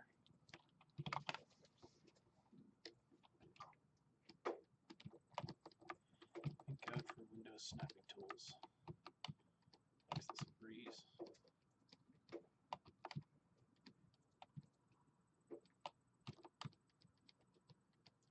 I'll get right back up there.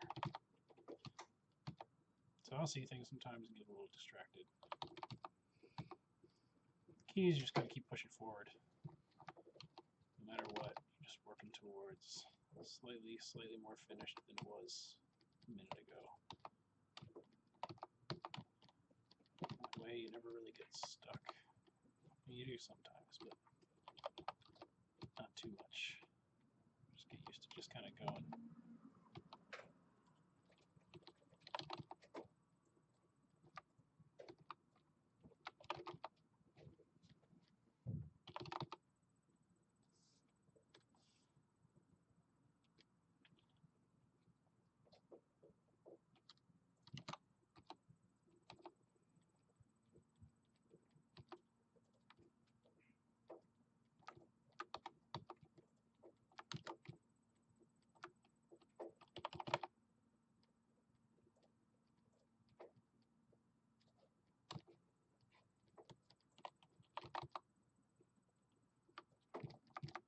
Okay. A few more little lumps in here I need to take care of.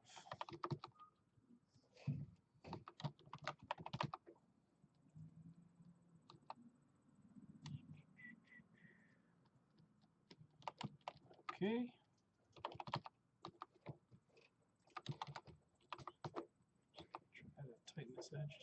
teeny bit more.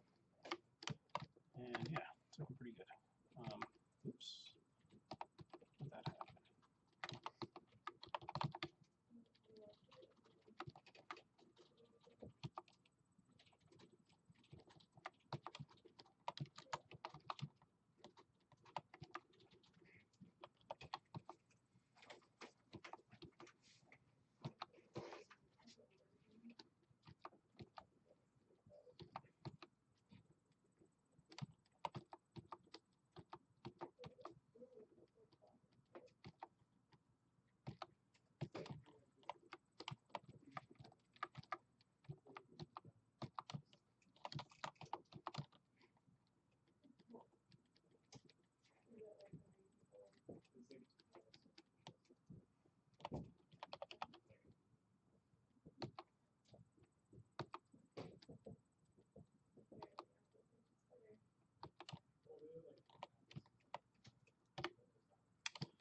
Okay, promise this time. Try this. Get that final shape in there. It's kind of tapered in. I don't want that. All right, so go all the way up, subdivisions,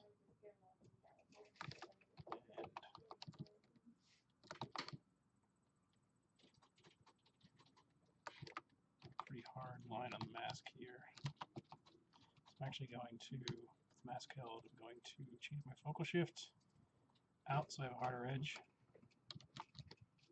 Let's see.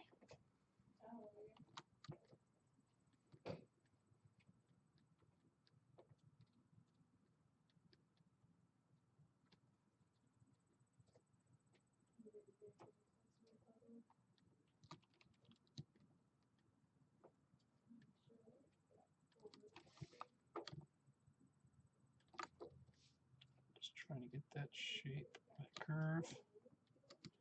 Not to be perfect, but I'm doing this dragging because that'll actually get it along the edge. And I'll clean that off later. So I do Control and Alt drag, and does it. So actually, yeah, let's isolate this area so we don't accidentally grab something that we don't want.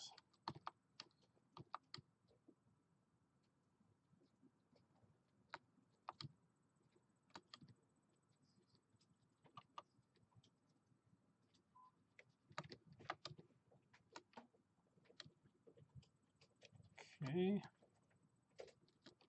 So I think it's gonna be tough to get like a perfectly straight line. So I'm gonna actually do this on a slight angle. It's a little easier to. It's always easier to get those clean lines going like that than going like this, at least for me. So just make it kind of quick. I'm messing about. Okay, let's just mask out the back.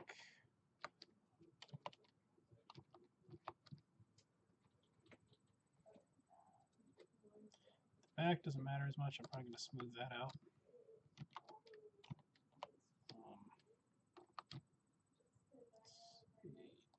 It ends right around here, right in this kind of corner. So I don't need that. And, that's pretty good. So all I'm going to do now, two things. One, I want to clean this up because I want that to be more that. Smooth it back just a little. Oh, I want to do that. Okay. So by control clicking out here, inverts my mask. And all I'm going to do is go to deformation. Use my mouse because it's a little more precise. And I just want to go to inflate, and I actually just want to go down by like -1 gives me. Okay, not quite what I want. I think I'm going to go one more. -1 again. And I think that should be it. Yep, there we go. So now I've got that nice clean line carved across there. And I might actually do it again just to get a clean line around here too. Actually, I think I'm going to leave it alone for now. It's a little bit faceted because, you know, this topology is not perfect. it was just a ZBrush. So I'm just going to do, I'm holding shift to do smooth. I'm just going to turn my smooth value down to like 6 or so. And just kind of do a quick one over very gently, just to sort of soften that out. Maybe reinforce with Damien Standard here just a teeny bit.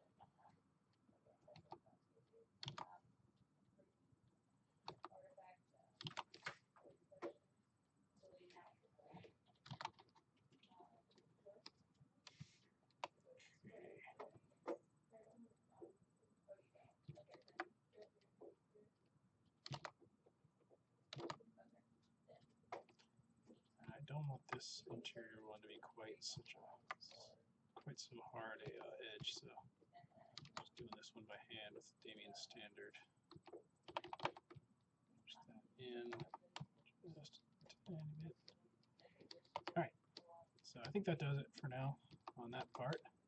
As you can see, I got a little bit on the back, so like I said, I'm just going to smooth that out. My smooth value back up a little bit.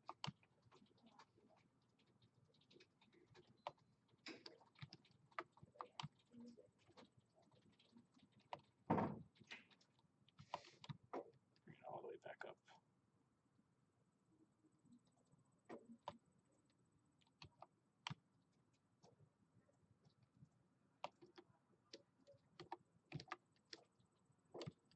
Okay, there we go. Next, if I wanted to, I could kind of come in and those little things in there, or maybe rough them in real quick. Not going to worry too much about how perfect they are. Just trying to angle it a little bit more.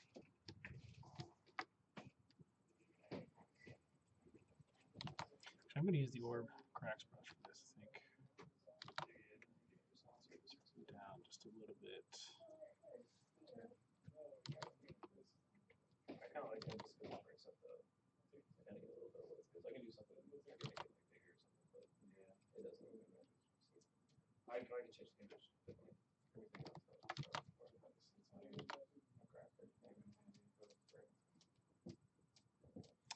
Usually I would not go this far with the detail yet until I've kind of finished blocking everything else in. But since I only am probably going another half hour, 10 minutes, half hour or so, let's start putting a couple of little micro details in around the head. Because why not? I probably actually need to go up a subdivision. Yeah, let's do that.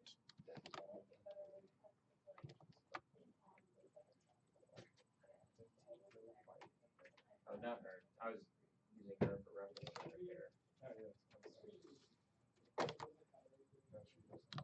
Reinforce those again. I don't know who she is.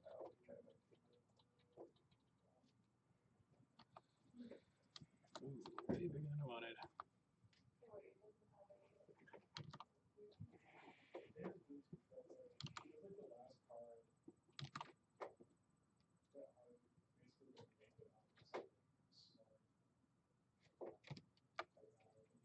Okay. A few more here.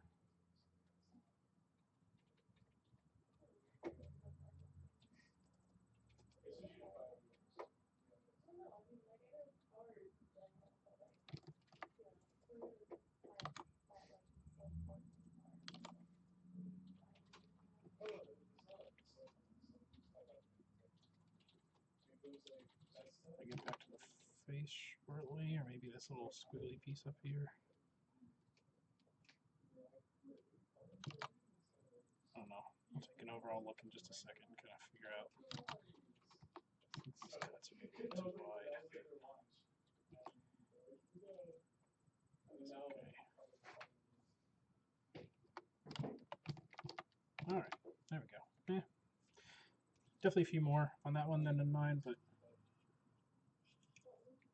I think it gets the point across pretty well. So let's kind of imply this sort of necklace thing here and clean up some of this. I think the head is definitely not matching quite right now, but think that's a little bit closer than this stuff is right now. So I kind of want to get everything up to the same. I'll clean this up a teeny bit, but I kind of want to get everything up to the same level of detail across the model. So reinforce a few of these lines.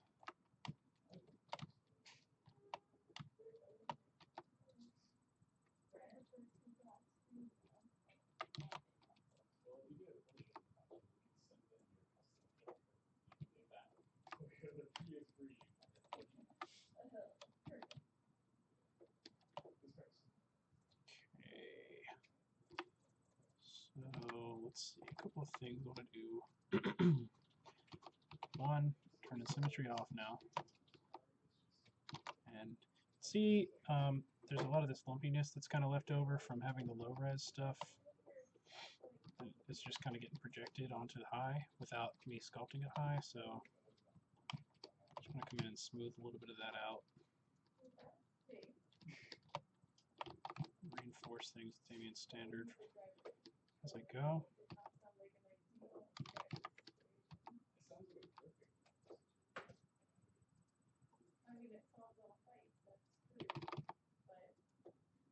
Move that out just a little bit.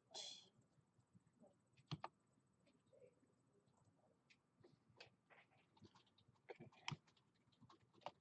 See where I can get in 7 minutes and then take a look at what 2 hours looks like. Keep in mind, I am kind of taking it somewhat slow for this. Knowing people are watching. Trying to remember to talk about it while I work.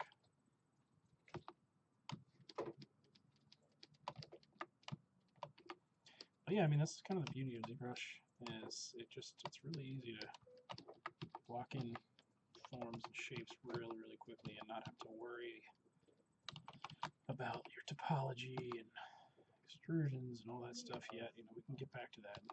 Because there's so many great retopology tools out there now, it's like you really can just get in there and just start going.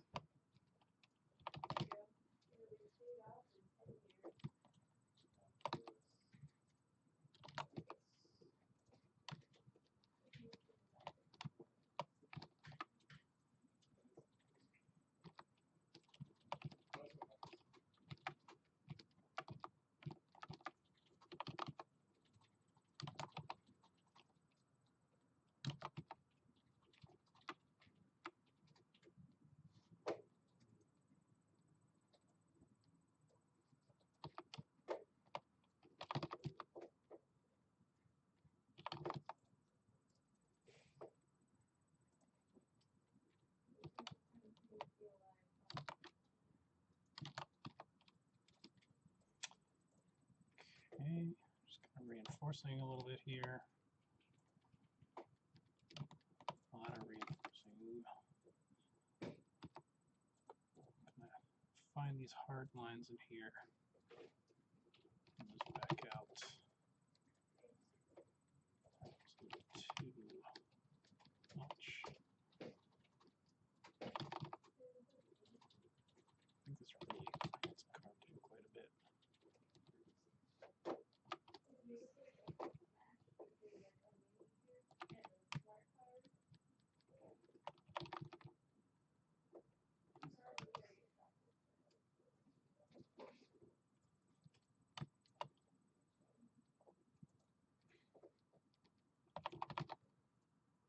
This hand in here a little bit better.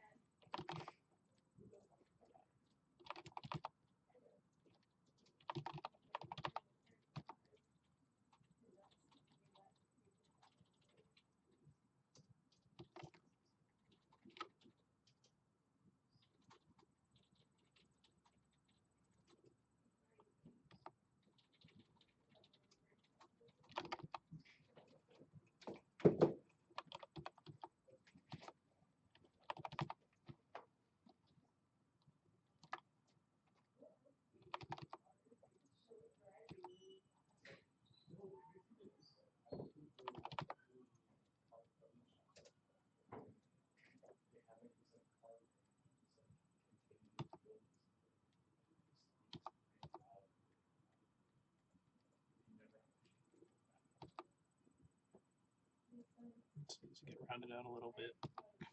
Actually, this needs to get brought up just a touch.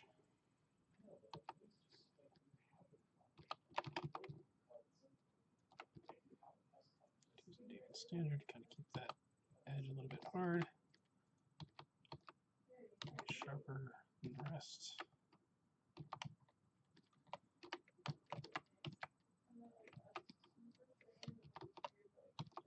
This is too much right now, actually. I'm going to go into a completely different part of the model, but I just thought about it and wanted to change it.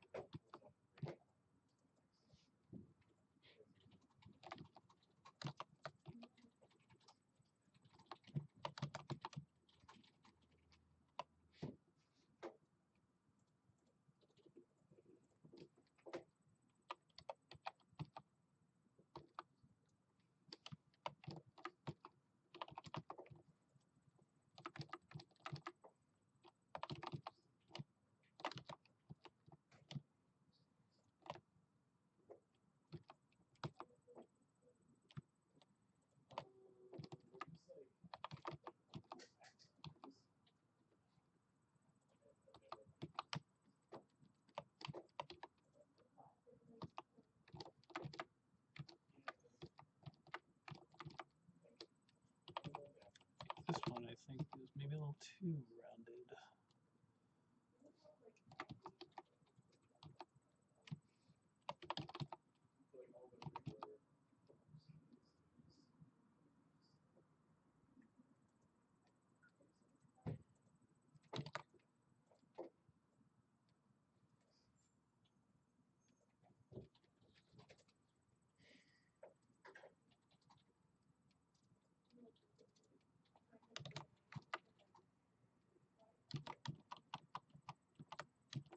So let's go up a little.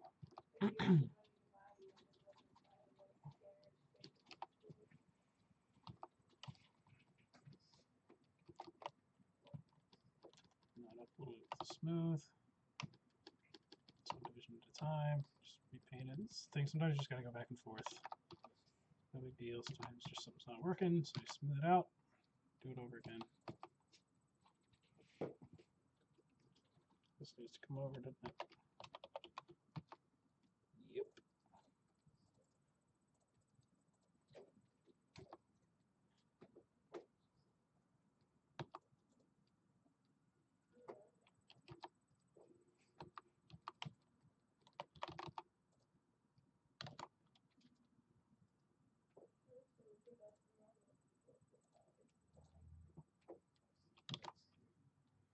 Important too not to just carve like this. You know, I'm doing that carving, but then I need to come back in and fill out the form a little bit too. Especially goes for like wrinkles. You know, there's you kind of almost just want to come in and draw lines, but it's like you got to remember there's more than just that going on. There's always a little bit of back and forth. I keep getting that one off a little bit.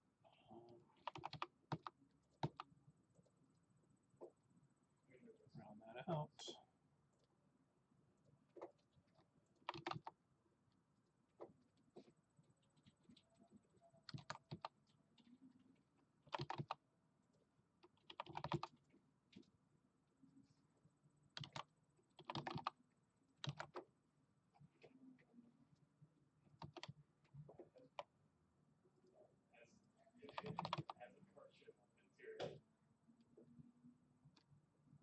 What are you? No thanks. I think I said I was going to stop at 4. I'll show you where it was. Just finish this little piece off and then we'll back off. So when I'm looking at this, this really is kind of almost a straight line. These come out just a teeny tiny bit more, but not much. Looks like there's actually even a thumbnail in there, so let's just do that.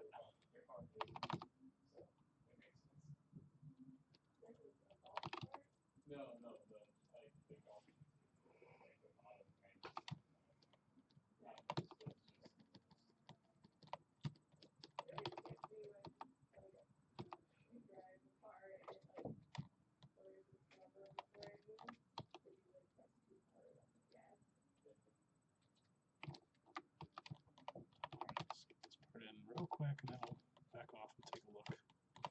Ooh.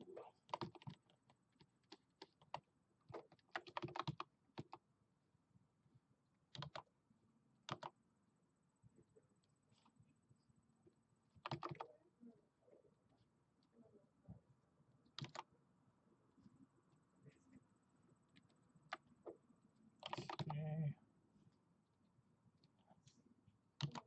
Straighten that edge a little bit.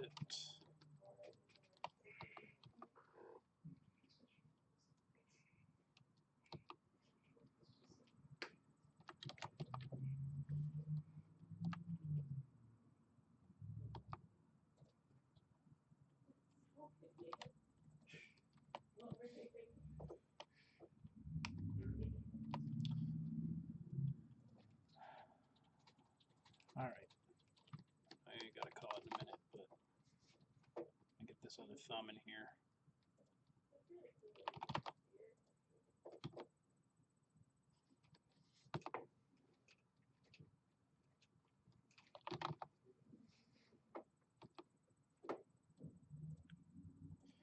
See, it's a slightly different grip on this one.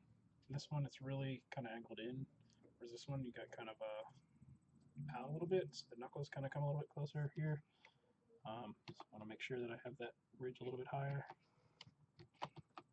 And actually, I want to smooth this out. This is too much.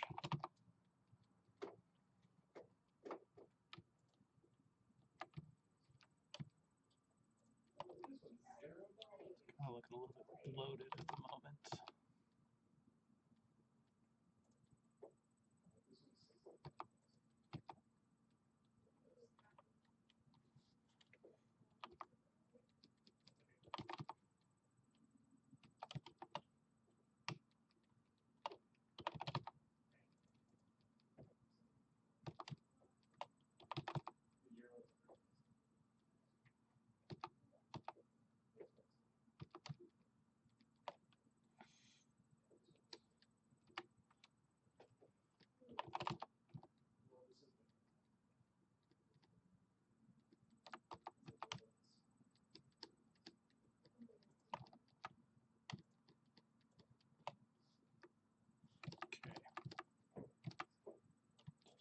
Out. Let's just put a couple of these things in here real quick. I'm just blocking them with lines for now. I don't know how that happened. Probably accidentally working with symmetry on the other side or something. Just make sure it's not there in any of the subdivision levels. Okay, so let's carve you up here. I'm going to go all the way up, and then I'll clean up the that indentation.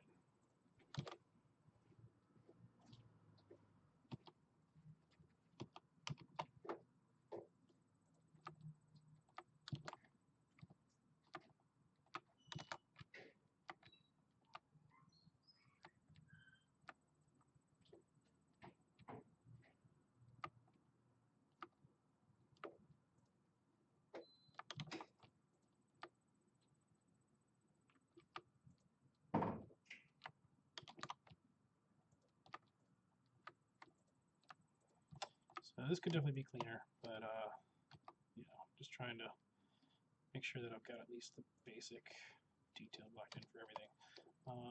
Okay, so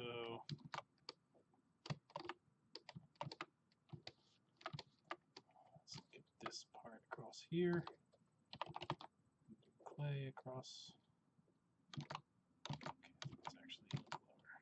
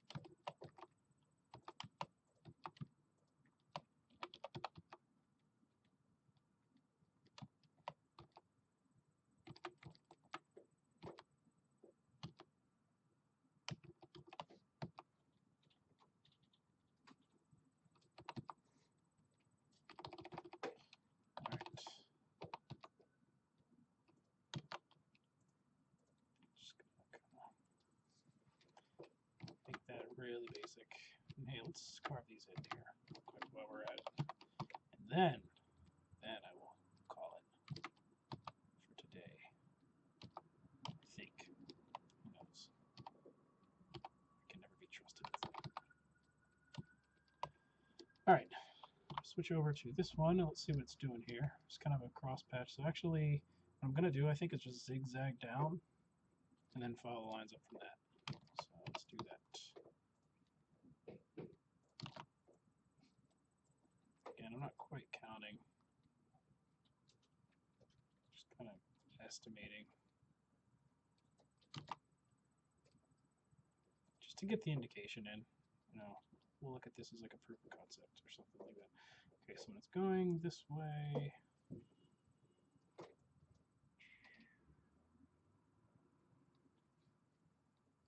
ooh.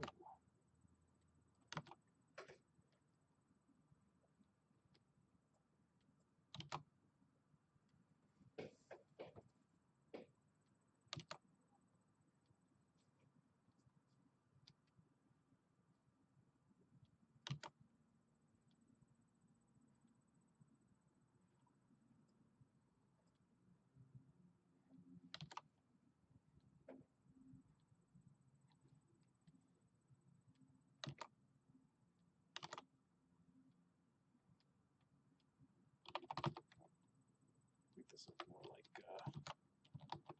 some screwed up rock.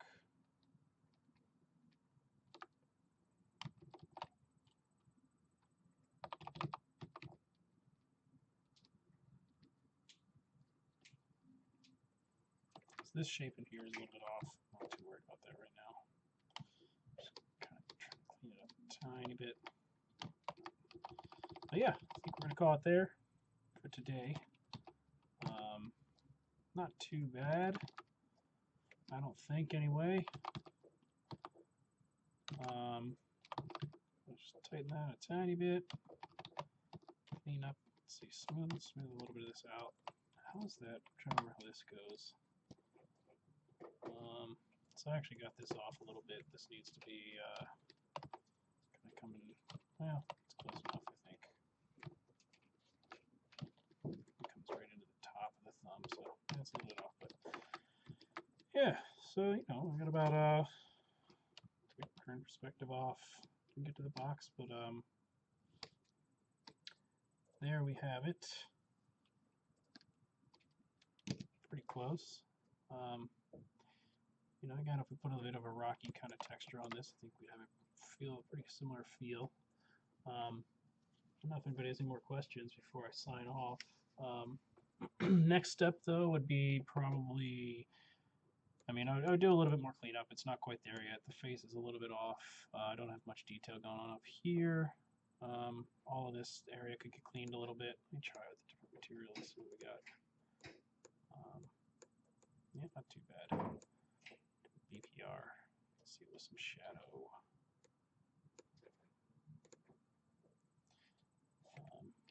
But yeah. Maybe I can put, try to put stone material. I think I've got a couple extra materials here. Let's see what I've got. Stone. That looks weird. Light forge. What is this? I actually don't think I like too many of these.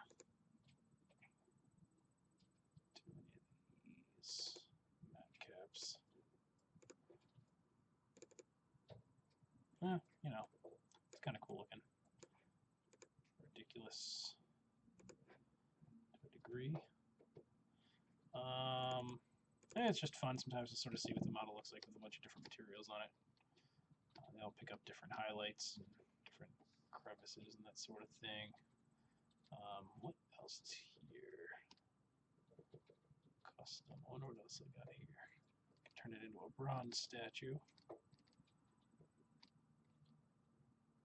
That's actually pretty nice. I think there's another bronze.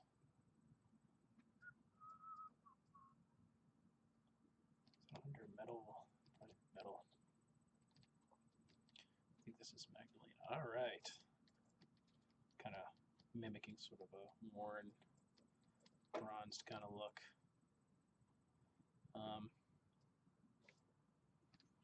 So yeah, ZBrush is great. Can do stuff like this pretty quickly. Definitely needs a little bit more detail. You know, for the final, I would definitely, you know, research these hieroglyphs a little bit better, and I'd carve all those into there, clean off these edges a little bit, give it, you know, this stone texture, obviously.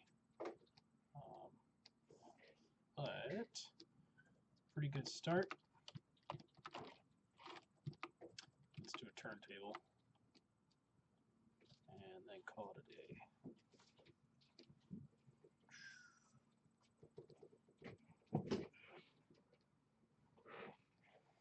But yeah, but I'd probably do Retopology. I might do a decimation on it, which is as simple as, and then I'd make that onto the low res. So put the high res onto the low. So that to do that, you know, you just go into your Z plugins, decimation master, do pre-process that, and then you pretty much can tell it exactly how many polygons you want it to be.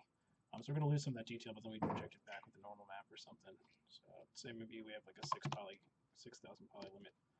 You know, so because it's pretty close, and then we would just take our normal map and project that on. But yeah, you can see right away that's 6,000 polys, and you know that actually gets us pretty close.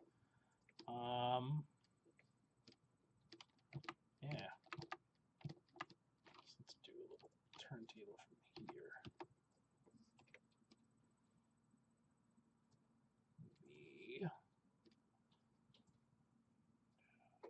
I think I'm gonna dock. Just a few modifiers. And I'm actually going to save this turntable and put it up on YouTube or something later. Turn those things off. Overlay image. Don't want that. Some modifiers. Do 24 frames per second. That's good. Highest quality. Do 240 frames.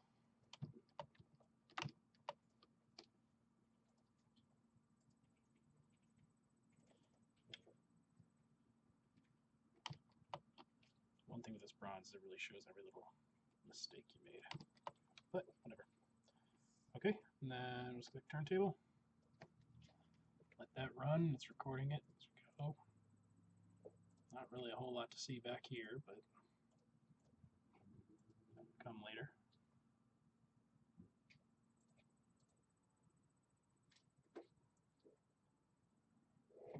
All right.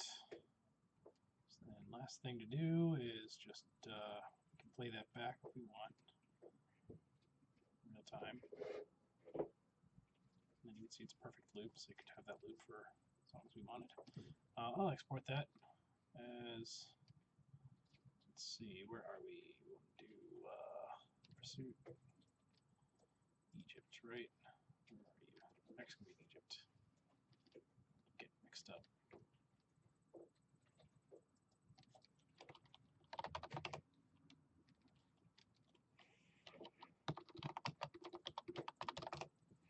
Let's stream turntable.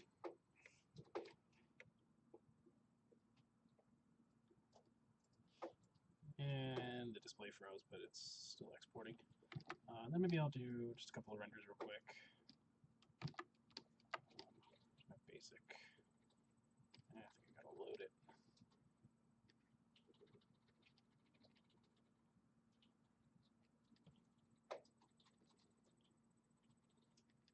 This one's good enough.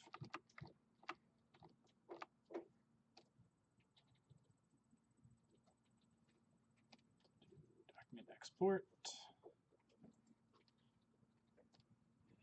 And we're working ZBrush images. Call this, save this just a JPEG. Cyrus1. Okay. More of a close up on this one.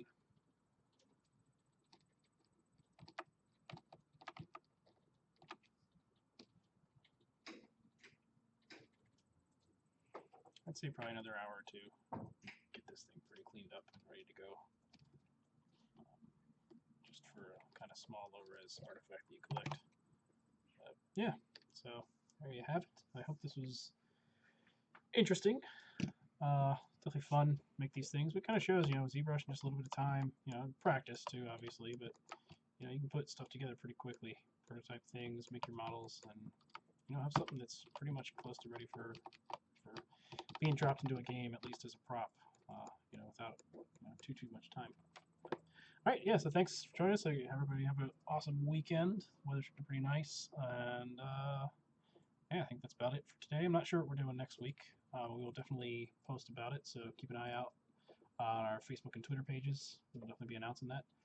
I will hopefully be able to back this video up on YouTube, and actually I'll do that now. I'll see if I can do that now. Yeah, all right. Have a good weekend.